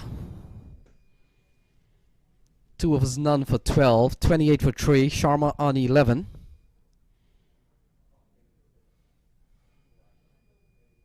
That was a good loopy delivery from Aryan Shah, and that's what you need to make a little bit variety, bring the variety in the bowling. And I remember those.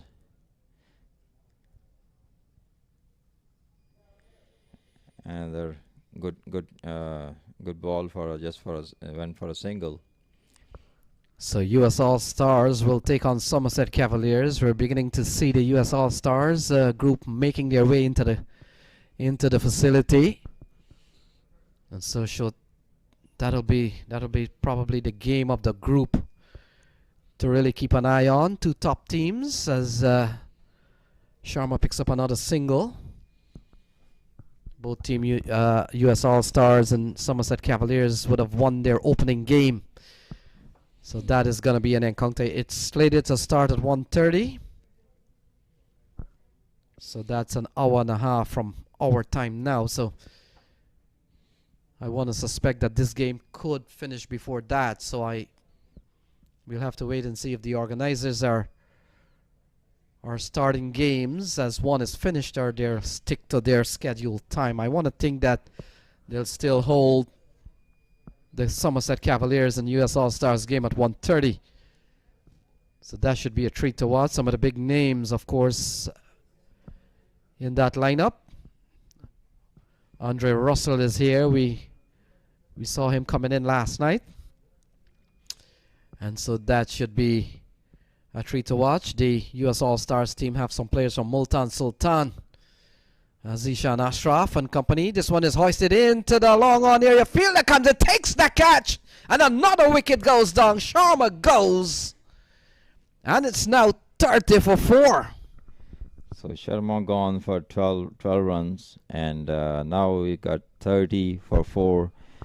And it's bring back the match could be very exciting if they keep the momentum. And once the momentum going, they can have that thing going on for their team to and it's already 4 wickets gone.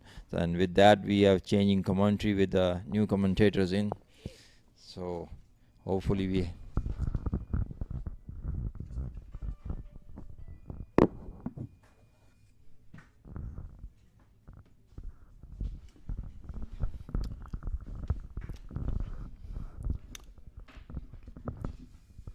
$30 for 4, and I would say Punjab Blues, they're in a spot of bother. They would have gone into the hut on a high with Tirth Patel taking a hat trick, but for some strange reason, and I shouldn't even say strange reason, because cricket is a funny old game, and sometimes these small scores can be tricky. Trying to get 74, that's a target, and we have 2 relatively new batsmen. Audley, welcome to the comebacks. Welcome. Thank you, Ever Henry. This we can say that seemingly the cat has been released among the pigeons, and it's panic. There's a good shot down the ground on the onside, but there's coverage in the long on area. They're going to take on the arm of the fielder there who's sending a throw, but they scamper through for a single as that over comes to an end. It's 32 for 4. Jay Singh is on 4 from 4. And Nakil Kachan is yet to score. Both teams, oddly, would have lost their first encounter. So one will get the W and the other would continue in the L column. As we were informed by Lenny earlier in the innings, in the other innings, is that the name Samp, in their language meant united. So Samp is a united army. So they made only 73, but they are united in one purpose. They definitely are here to win. So they're put the pedal to the metal. And right now they are fighting back, great position, 32 for 4. Their opponents are in a bit of bother. Yes, well, partnership of 2, it's in its infancy. Like I said, 74 has already been 73 already been placed on the board, and you just have to win by 1. So 74 is the target.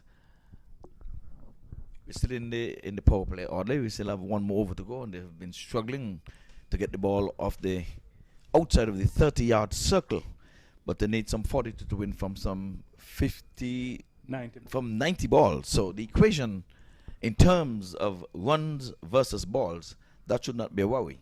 The worry is in the wickets column. wicket column where 4 has already been taken out. And as we always say, cricket is a game of such uncertainty. You never know what's going to happen. You mentioned the small scores sometimes cause a lot of bother, a lot of struggle for the other person to get that runs. So it's 32 for 4. The run rate presently 6.4, required 2.8. So we have a change in bowling, and it's Juan Parik, and he started wayward outside the off stump. The wicketkeeper did well to stop that one. Score advanced by 1 to 33, so his weight has been off, and I don't think that he's been brought into the attack to leak runs or to give extra runs by way of extras. Especially with such a small total defending, you have to be extra careful not to give up anything. And again, he's fallen into a bad habit. He's getting some movement. He's going away. He's getting some reverse swing there, but he's starting too far outside the off stump. As a matter of fact, he's starting outside of the wide yard marker, oddly. So no chance if he was bowling in swingers, that would be great, but he's bowling away swingers, so that's even going further, and that's one of those that you always call a broad. Yes, indeed. And this is a better length. Batsman playing with soft hands, and the non-striker was a little slow getting out of his marker there, but he made good his ground in the end, as that one was nicely played with soft hands by Kachan. He gets off the mark. Good run in between the batters, good communication. Had the fielder returned the ball a little quicker, he could be in a spot of bother, but all is well that end well. 35 it is, 4-4. So for the first time, Singh will be facing Rohan. Will Punjab be singing the blues, or will it be Samp Army united to pull off a miraculous win? Well, we have a Singh at the wicket, and he's singing. Jay will be doing some singing. He's on to 5 from 5 as he just dabbed this one outside the off stump, and is scamper through for yet another single. And singles can do it oddly. Yes, they can. But if you're just joining us on the telecast, a hat-trick was taken in the first innings, and Ivor will tell you all about that hat-trick. Yes, we had Tirth Patel. He would have taken a hat-trick, and a hat-trick is like making a century, especially in T20s. So the young man would have got his 3 wickets from 3 overs and 3 balls. And the hat-trick ball, he needed no assistance. It was bowled neck and crop. Again, even though there's all of 5 men in the offside hovering there, they're still pinching these singles. So perhaps the fielders might have to inch in 1 or 2 yards closer, because all the singles has come in that area, and they're taking on the fielder. No, that was good running, and that was good return as well. So it was good all-round cricket. Just made it.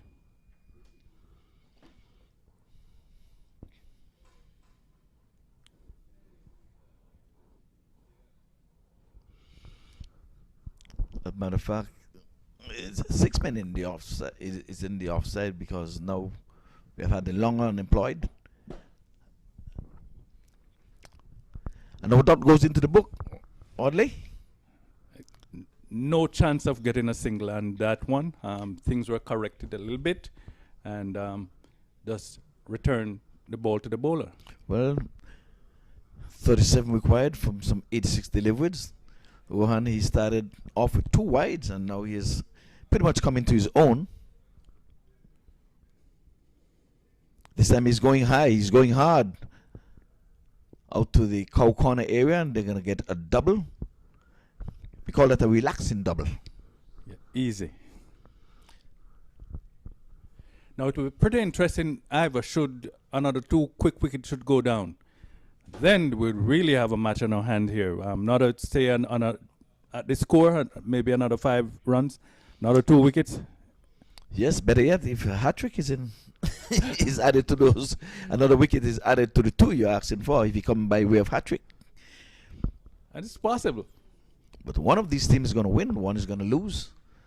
But small scores always keep things interesting. This time he's cutting well as he gets past the infield, and this one's going to run across the boundary ropes for a 4. So that one was asking to be punished. It was short, it was wide, and the batsman made no mistake. He'd hammered it, and the partnership has gone on to 13 oddly. Yeah, good shot. That one, he saw the ball on time, had all the time to place the ball where he wanted to put it, and the fielder could only chase to retrieve. There was no chance at all at this time, no misfield, just a good shot, good placement. So some 9 runs coming from that over, 7 from the bat, and we had the 2 extras were gifted 43 for 4, so they're inching towards the 50 mark. Are they? They're trying to get to 74, and like I said, by no means it's done and dusted, because 4 wickets has already been sent back to the hut. But if I were a betting man, I think the batting team is in the better position. There's already a partnership of 13, so these 2 has come together and has advanced the score. Jay Singh, he is on 11 from 8. And Kankar, he's on 2 from 2. Yes, Kanchan, he is 2 from 2 and keeping company. So he's not really sucking up balls. He's striking at 100. So all the other adjudicators are probably trying to pull their hair out of their head to wonder who's going to be the man of this match. We know that one's well, we don't know what will happen at the end of this innings before this innings ends, but I guess the adjudicator could be a ball-headed man because he don't really need to pull any hair. Oh, I didn't see that one coming. But nonetheless, we have Gupta. He's into the attack and they're stroking this one down to the offside and ambling through a single as is easiest Sunday morning. But Ollie, we're going to be here on Sunday morning for the grand finale. Yes, grand finale Sunday morning. Tomorrow we'll be having the 2 tomorrow? No, Saturday the 2 semifinals. Yes, Saturday we'll Right. have this. So the 2 group matches tomorrow. Saturday is 2 semifinals, and Sunday the grand finale. He's going aerial over the infield. Didn't time it as well as he would have liked. It's going very close to the boundary. 2 men after it. Good teamwork there. Yes, they combined to save that one. 2 runs. Yes. So the batters have got to work for their runs. Kanchan on 3. And Singh on 13. 13 from 9. 6 overs and 2 balls. So 28 required. Current run rate 7.3. Stroking this one nicely along the onside of the field, and again the non-striker was looking for 2, but it's a non-existent 2. He would have been flirting with danger. That's a partnership of 17, so they're strolling merrily along to the 74 that is required. But we ask you to stick and stay. We're going to have the defending champion Somerset. They come up next against the US All-Stars. Again, he's stroking this one into the onside. The man comes off the boundary. And I think the fielders have got to be a little tighter because it's not a huge target, but they're giving them the singles. Look at the onside. Well, it's not on screen now, but there's a lot of singles on offer in the onside. And the bowler is bowling into the legs of the batters. They are not in position to be giving up singles or anything at all, but especially singles. Plug those gaps and let the batters fight for their runs. And in the first part of the innings, you find that when they were bogged down, some dots, then they try to get overhead of the fielders and they were out caught. So let them fight for every run. Well, last delivery comes up. Again into the onside. Yes. playing this one and strolling through for a single. So they would have scored from every delivery, and the double was in the mix as well, oddly. So it started to look better for Punjab Blues, and it seems as if the match is slipping away now from Samp Army. Well, it's 50. 50 comes up on the board, 50 for 4. So these two have been together now, and they've gone on to realize a 21 partnership between them. And with that, the target has been reduced to 24, just 24 needed. Yes, so we can take the balls out of the equation, Ollie, because That's not a problem. that's not going to be a problem. All of 78 balls left. So two things we have to look at now, the score and the wickets.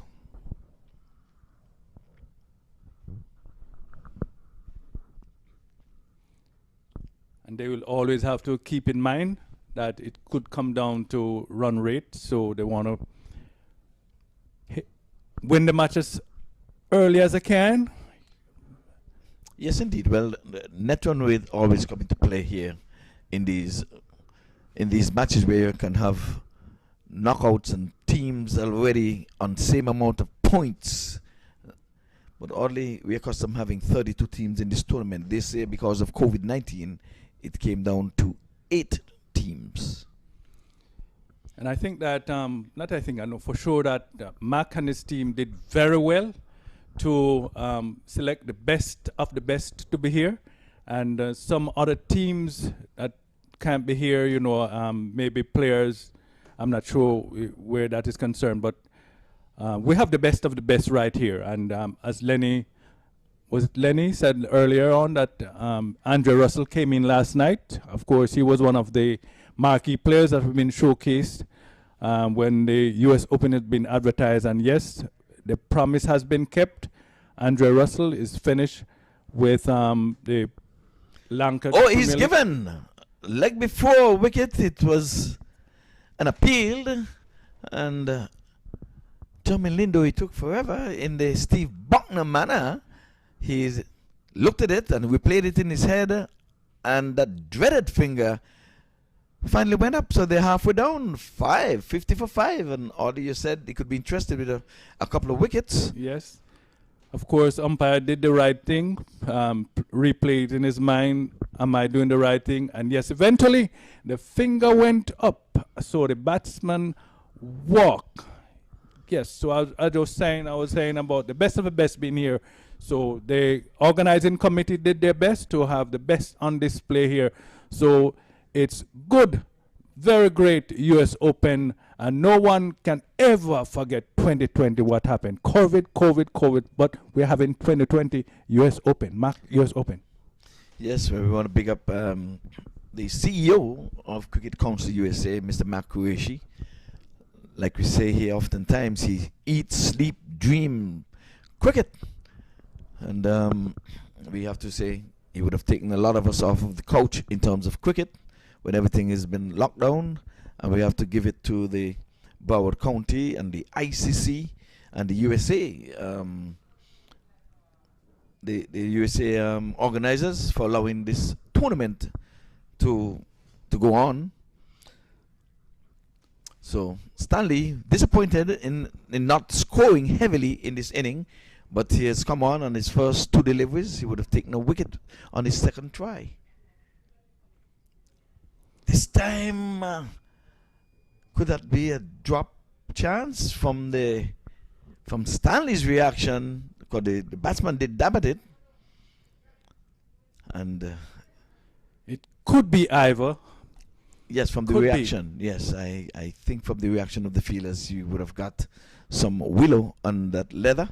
The batsman himself is looking at the pitch.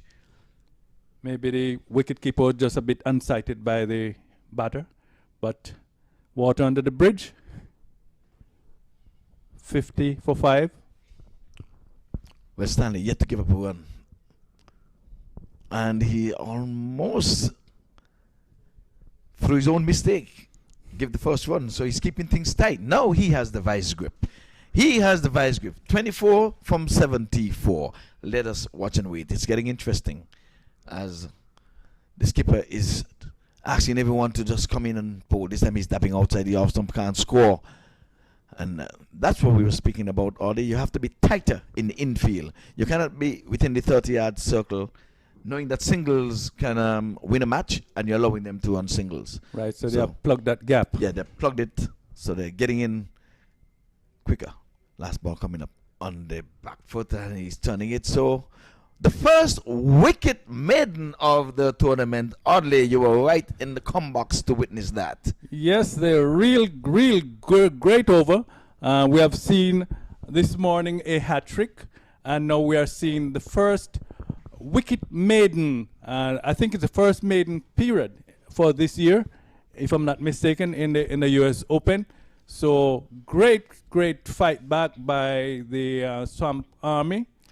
So it's 50 for 5. They are still a bit on the defense because Punjab are still cruising at the moment. Only 24, Yes. a lot of balls. Yes, when Punjab Blues bowled, here's where we say almost doesn't count, because there was a wicket up until the 5th delivery, and after the last delivery was bowled, there was a single given. So that was aborted, the wicket maiden, but now we just realize that. But the skipper, he's really bringing in his bowlers, they're turning them around, and there was a successful over from Stanley. Much needed, I think, because there was a partnership of over 20. He was going without any difficulty. But now it's 50 for the loss of 5 wickets. 8 overs down and dusted.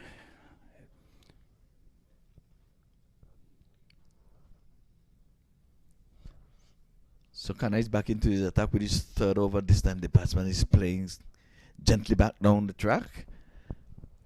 Do you think the batters are nervous, oddly?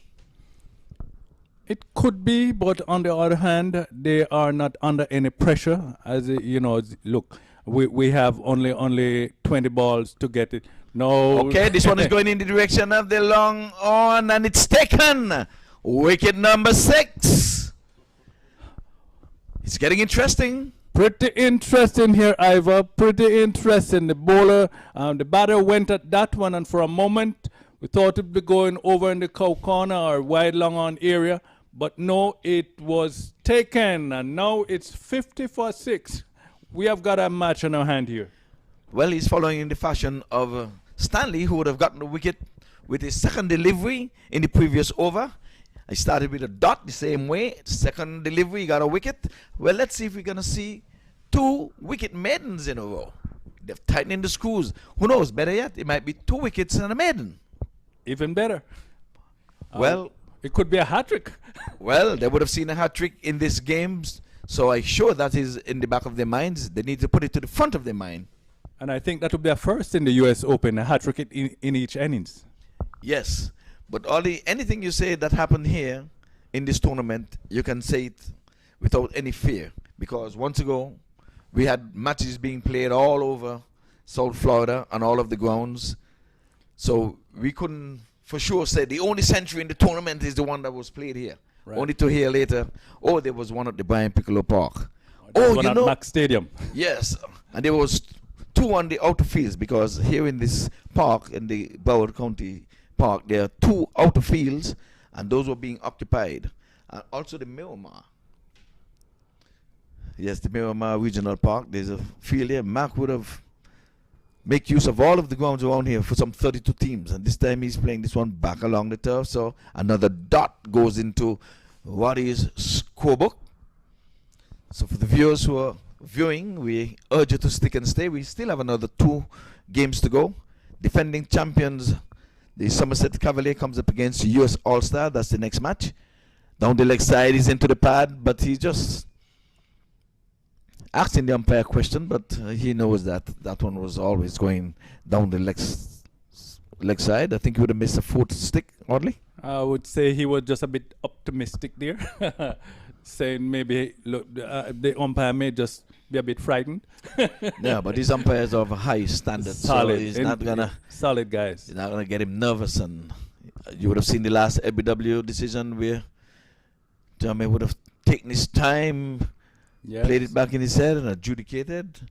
And we have one delivery left. Let us see if we're going to see the second wicket maiden of The tournament this so far tournament this year. and of the day. In the same innings.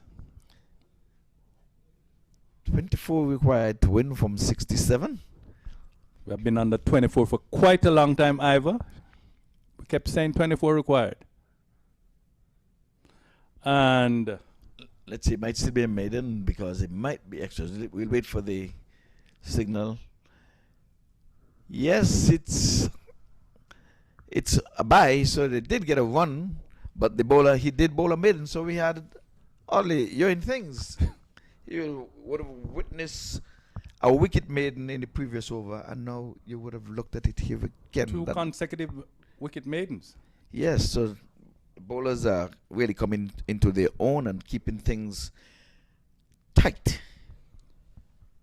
And I would just imagine, you know, with every opportunity that they have gotten, they have been meeting. They've been saying that this is a strategy, this is what we need to do, and they have been doing it. All right, the scoreboard, if you're looking at it, it's almost for the two batters. 4 deliveries, 0. No runs. 4 deliveries, a big fat 0, no runs. So we have 2 relatively new batters in, and they are going at the same pace.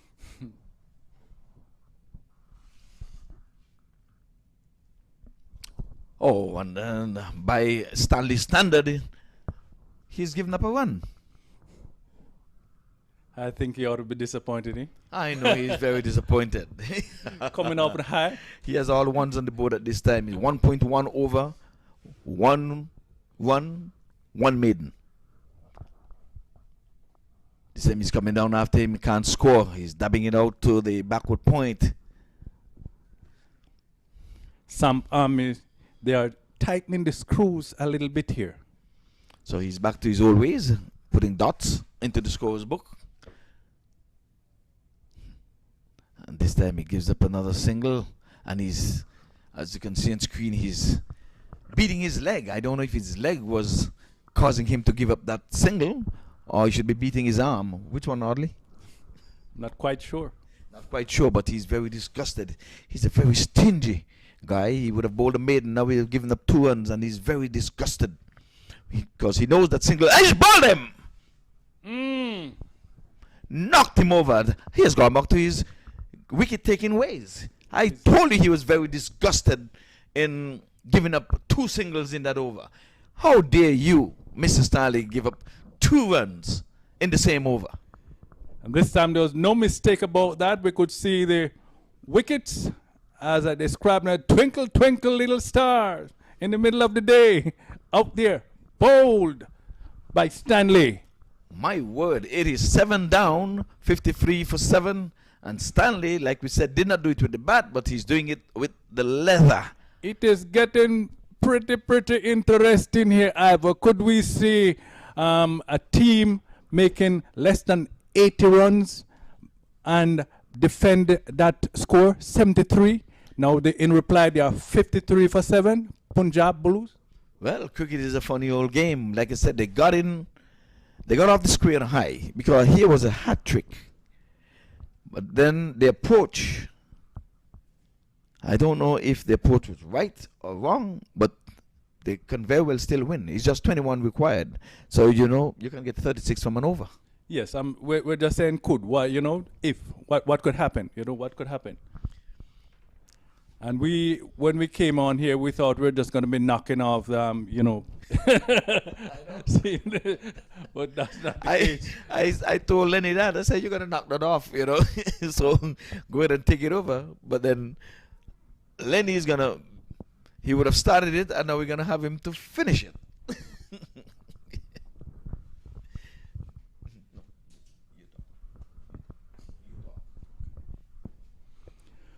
Okay, so we are still waiting.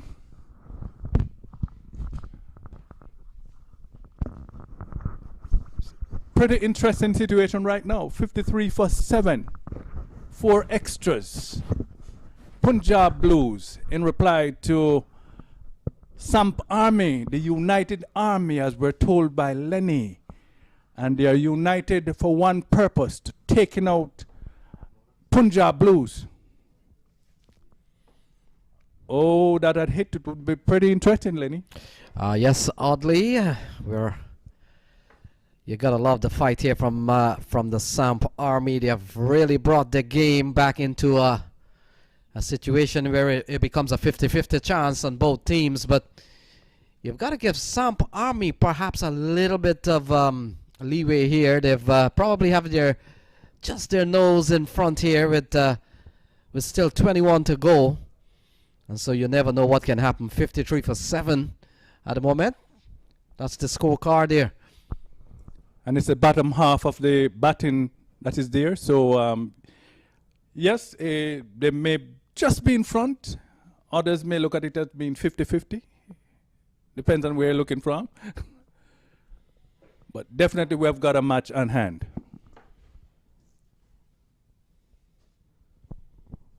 So 73 posted by Samp Army, and they've really fought themselves back into what could possibly be still a chance for them to win here. Still what, 21 runs or so to go, and still lots of balls remaining, but that might be irrelevant at the moment. We're looking at 7 wickets down. So Kana continues, and ball worked into the onside. That's a good looking shot. Should have picked up a couple of runs there. So Joshi gets a single. So the main focus, Lenny, is 3 wickets and 20 runs for the moment where runs concerned. Three wickets, 20 runs. Balls, as you have said, irrelevant. So Chetan Rajput will have to play a very important innings here. Not a big one there. It's more of a quality innings more than quantity here, and as they scamper through, every run will count now. And so a leg by is a signal from umpire Rana. And more is more urgent for the Punjab Blues. Every little single is so important. Yeah, we've seen a very, very good fight back here from Samp Army. Can they pull this off? Both teams looking to put some points on the table. A winner here will get a couple of points. So this could be a leg by. We'll wait and see. And they come back for 2. In fact, off the bat, so a couple of runs off the bat of the batsman, Aditya Joshi.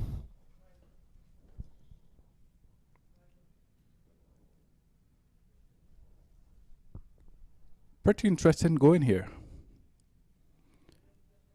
And now the field, of course, being moved around. The bowler is saying, no, not there, over there, because we don't want to give a single run away. What could have been prevented? No misfield. Yeah, this over's gone pretty well for Punjab Blues.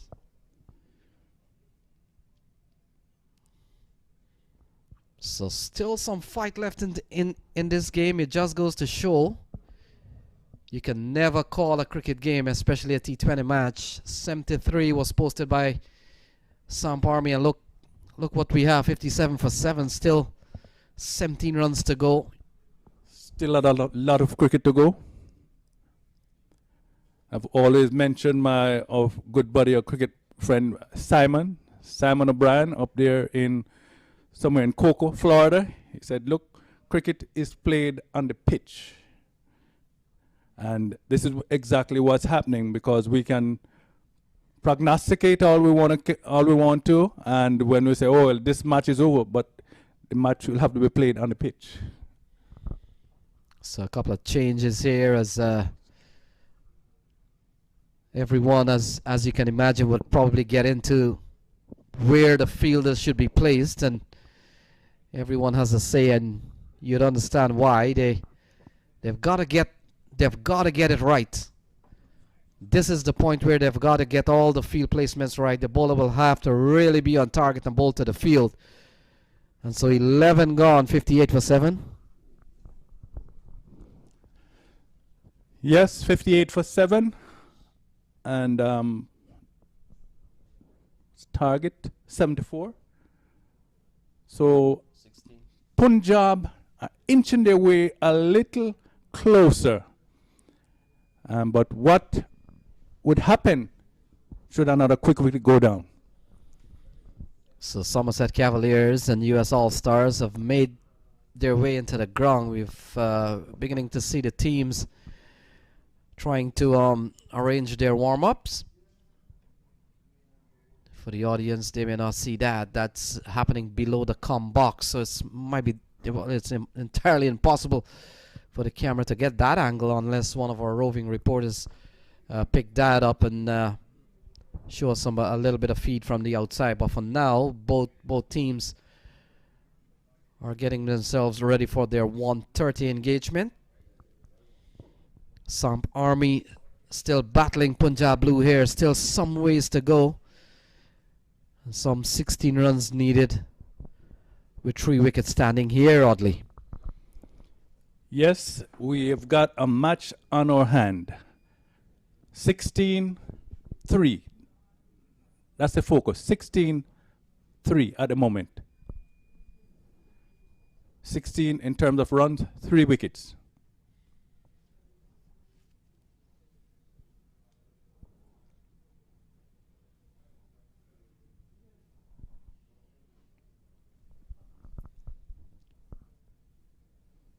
Stanley has so far taken 2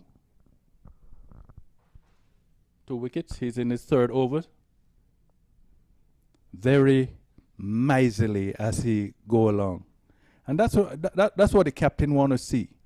You know, we haven't got a big total defend, so I want you to come in and be like Ebenezer Scrooge, give nothing away. Yeah, good start here again from Sanjay Stanley. 3 dots in the over so far. And I would say in cricket it's the only good time that you can be a Scrooge.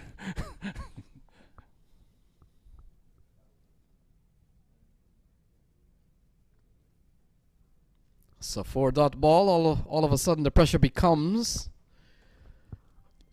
And you know what they say about pressure.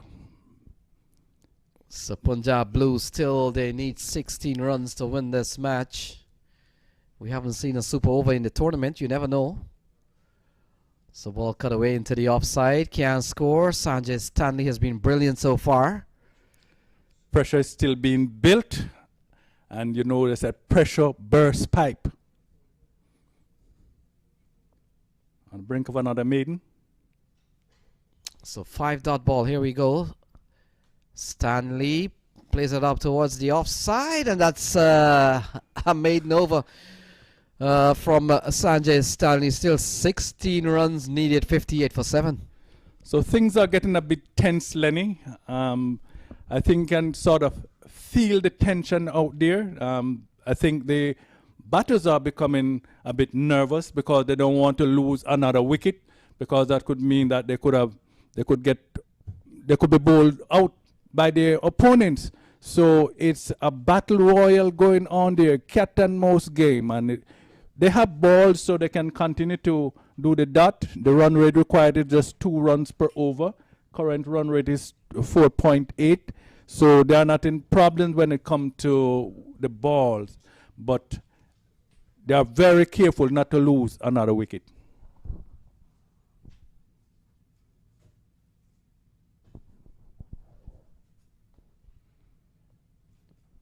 Of course, I don't know if the bowler or the captain is trying to set his field as meticulously as he can,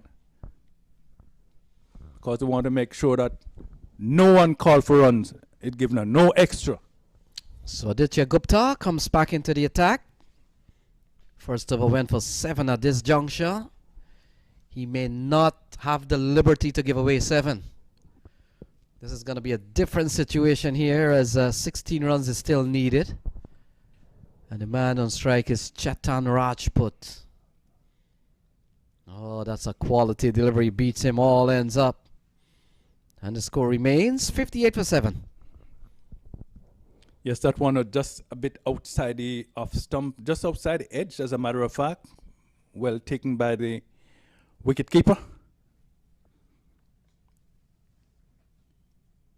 More pressure is being built.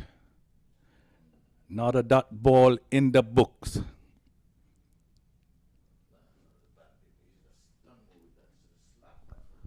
So a couple of dot balls here from Gupta. Good for the bowling team. Certainly some bit of anxious pressure now being applied on Punjab Blues. Important single here off the bat of Chetan Rajput. So he finally gets off the mark, having faced just over an over of balls.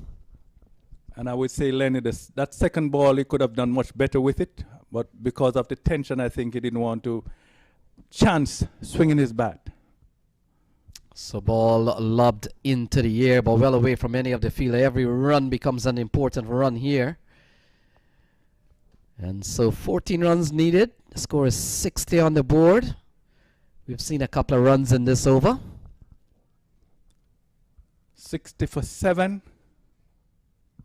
And Rajput on 1. He's faced 7 balls, but they don't have a problem with balls remaining. In fact, 44 balls remaining. That might be out of the equation now. It's either you get the runs or not. Misfield there, but batting side did not capitalize, and they could run into danger trying to get that one. So they stayed in the crease. So Punjab Blues, they're guarding 3 wickets away. 7 wickets have fallen, and they're out to get 14 runs. On the other hand, Samp Army is defending 14 runs. And if they could pick up a wicket or 2, it will cause a lot of anxious moment here for Punjab Blues. A full toss. Probably should have done a little bit more with that. In the end, it's a dot ball, and that completes a quality over here from the bowler. Just a couple of runs, 60 for 7. Yes, this is what pressure will do to you, Lenny, as you already said he should have done better with that. It was a full toss and could have been walked over somewhere down mid-off, mid-off, yes, over the mid-off area or even over cover. But he played it steadily back down to the bowler.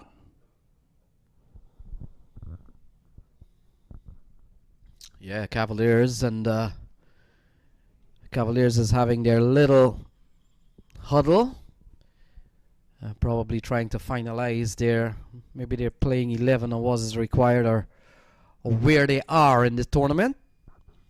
But in the meantime, Samp Army and Punjab Blue, both of them have a match to win. Who will win this game? Still to be decided, as Samp Army just posting 73, and so far Punjab Blues, they're batting a 60 for 7. That's a big shot here from Aditya Joshi. And that will relieve some bit of pressure here for Punjab Blues. It goes for the maximum. What a relief this will be for Punjab Blues. Indeed, I think everyone, they are doing a sigh of relief right now to say, look, we are much closer home. And it seems as if we're going to be there. Not home yet, but much closer home. Yeah, Joshi certainly will have swung the match in Punjab Blues' favor now, you've got to say. As Without Stanley continues, and a better delivery, a good comeback ball, and maybe that 6 from Aditya Joshi may have tilted the balance a bit to Punjab Blues, Audley Watson. Definitely, 100%. As I've said before, it's not yet over, but it's in their favor, definitely right now. So Joshi, very crucial knock at this stage. So 8 runs remaining, lots of balls remaining, 39 to be exact. Ball defended here by Joshi. So a couple of good comeback delivery here from Sanjay Stanley. But it is at this juncture of the game, he will need to take wickets, and no one will be better than the big fish here at the moment. Joshi, he's done well. Sanjay Stanley to come back after being struck out of the playing area for a youth 6. Yes, you may look at the score and say he's 12 from 22, but hey, that's not a problem. As we said continually, the balls are not a problem. The wickets, what you want to keep in hand. Make sure you don't lose wickets, that you can win this game for your team. So Joshy is doing well. And this is one time you can say 12 from 28, no pressure. And his partner, Radfoot, is on 1 from 9, but that's not the issue right here. The issue is to keep your wickets intact and knock that little issue of 8 runs off and bring home the win for your team. So Gupta will continue. He's bowled a couple of overs for 9 runs. Will he be hero or villain here? You never know. And I want to think that this match will go further beyond this over here from Gupta. I'm sensing that, unless Aditya Joshi comes up with a big hit again. Well, you'll never know. So Aditya Gupta will get a chance to come into bowl to Chetan Rajput. And that's a quality delivery. We've seen good bowling here from Aditya Gupta. Real tight bowling, Lenny. He's not giving anything away. Yeah, he comes into this over having gone 9 in his 2 overs. And again, ball left outside the off stump here from Rajput. Rajput realizes that the deliveries remaining certainly out of the equation here. It's either they get their runs or they get bowled out. So that's the only 2 ways I see this going. Well, he goes through the offside. Will squeeze a single here. And brings Aditya Joshi back on strike. We saw him in the previous over striking it big, oddly. He could be the man here. You never know. 7 runs required now. Yeah, he could be the man to get this game over with in this over.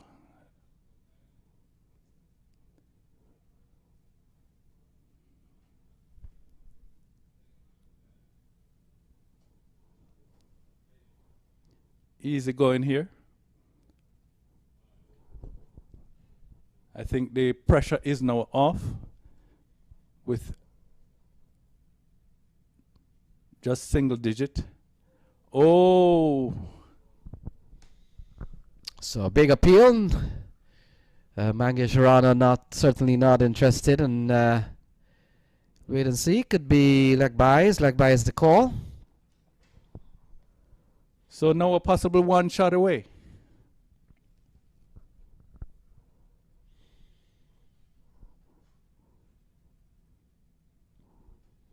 So Aditya Gupta was quite confident that had his man pinned. But in the end, the game continues. 5 runs to win. But we have to say it's a good fight back by Samp Army after they were bowled out in 18.5 overs, 18 overs and 3 balls. They were bowled out for 73. Now we are in the 15th over, just about 1 ball to go in the 15th over. And their opponents, they are 69 for 7. Their opponent, Punjab Blues.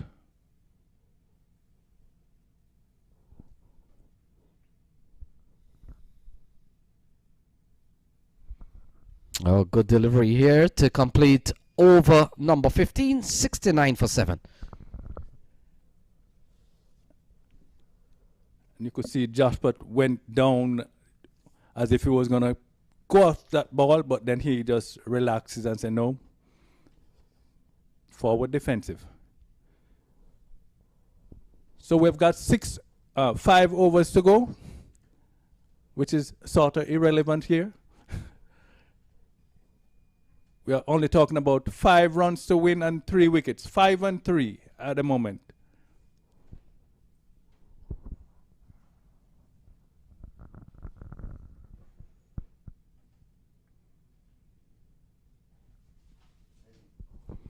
We want to say good morning, good afternoon, and good evening to all the viewers who are joining in on MAQ TV. We know we have viewers coming in from different times of the day as we watch Andre Russell down below us here doing some warm-ups, and we know he is ready and rearing to go in the next match. So they are doing their workouts. Yeah, and this could be it. Just about. The match is tied.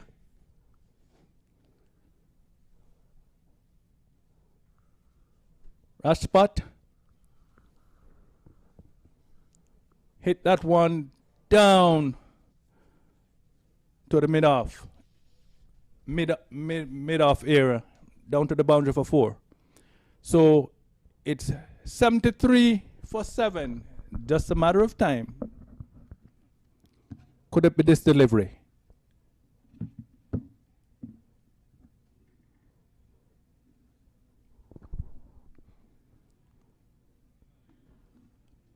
That's the match.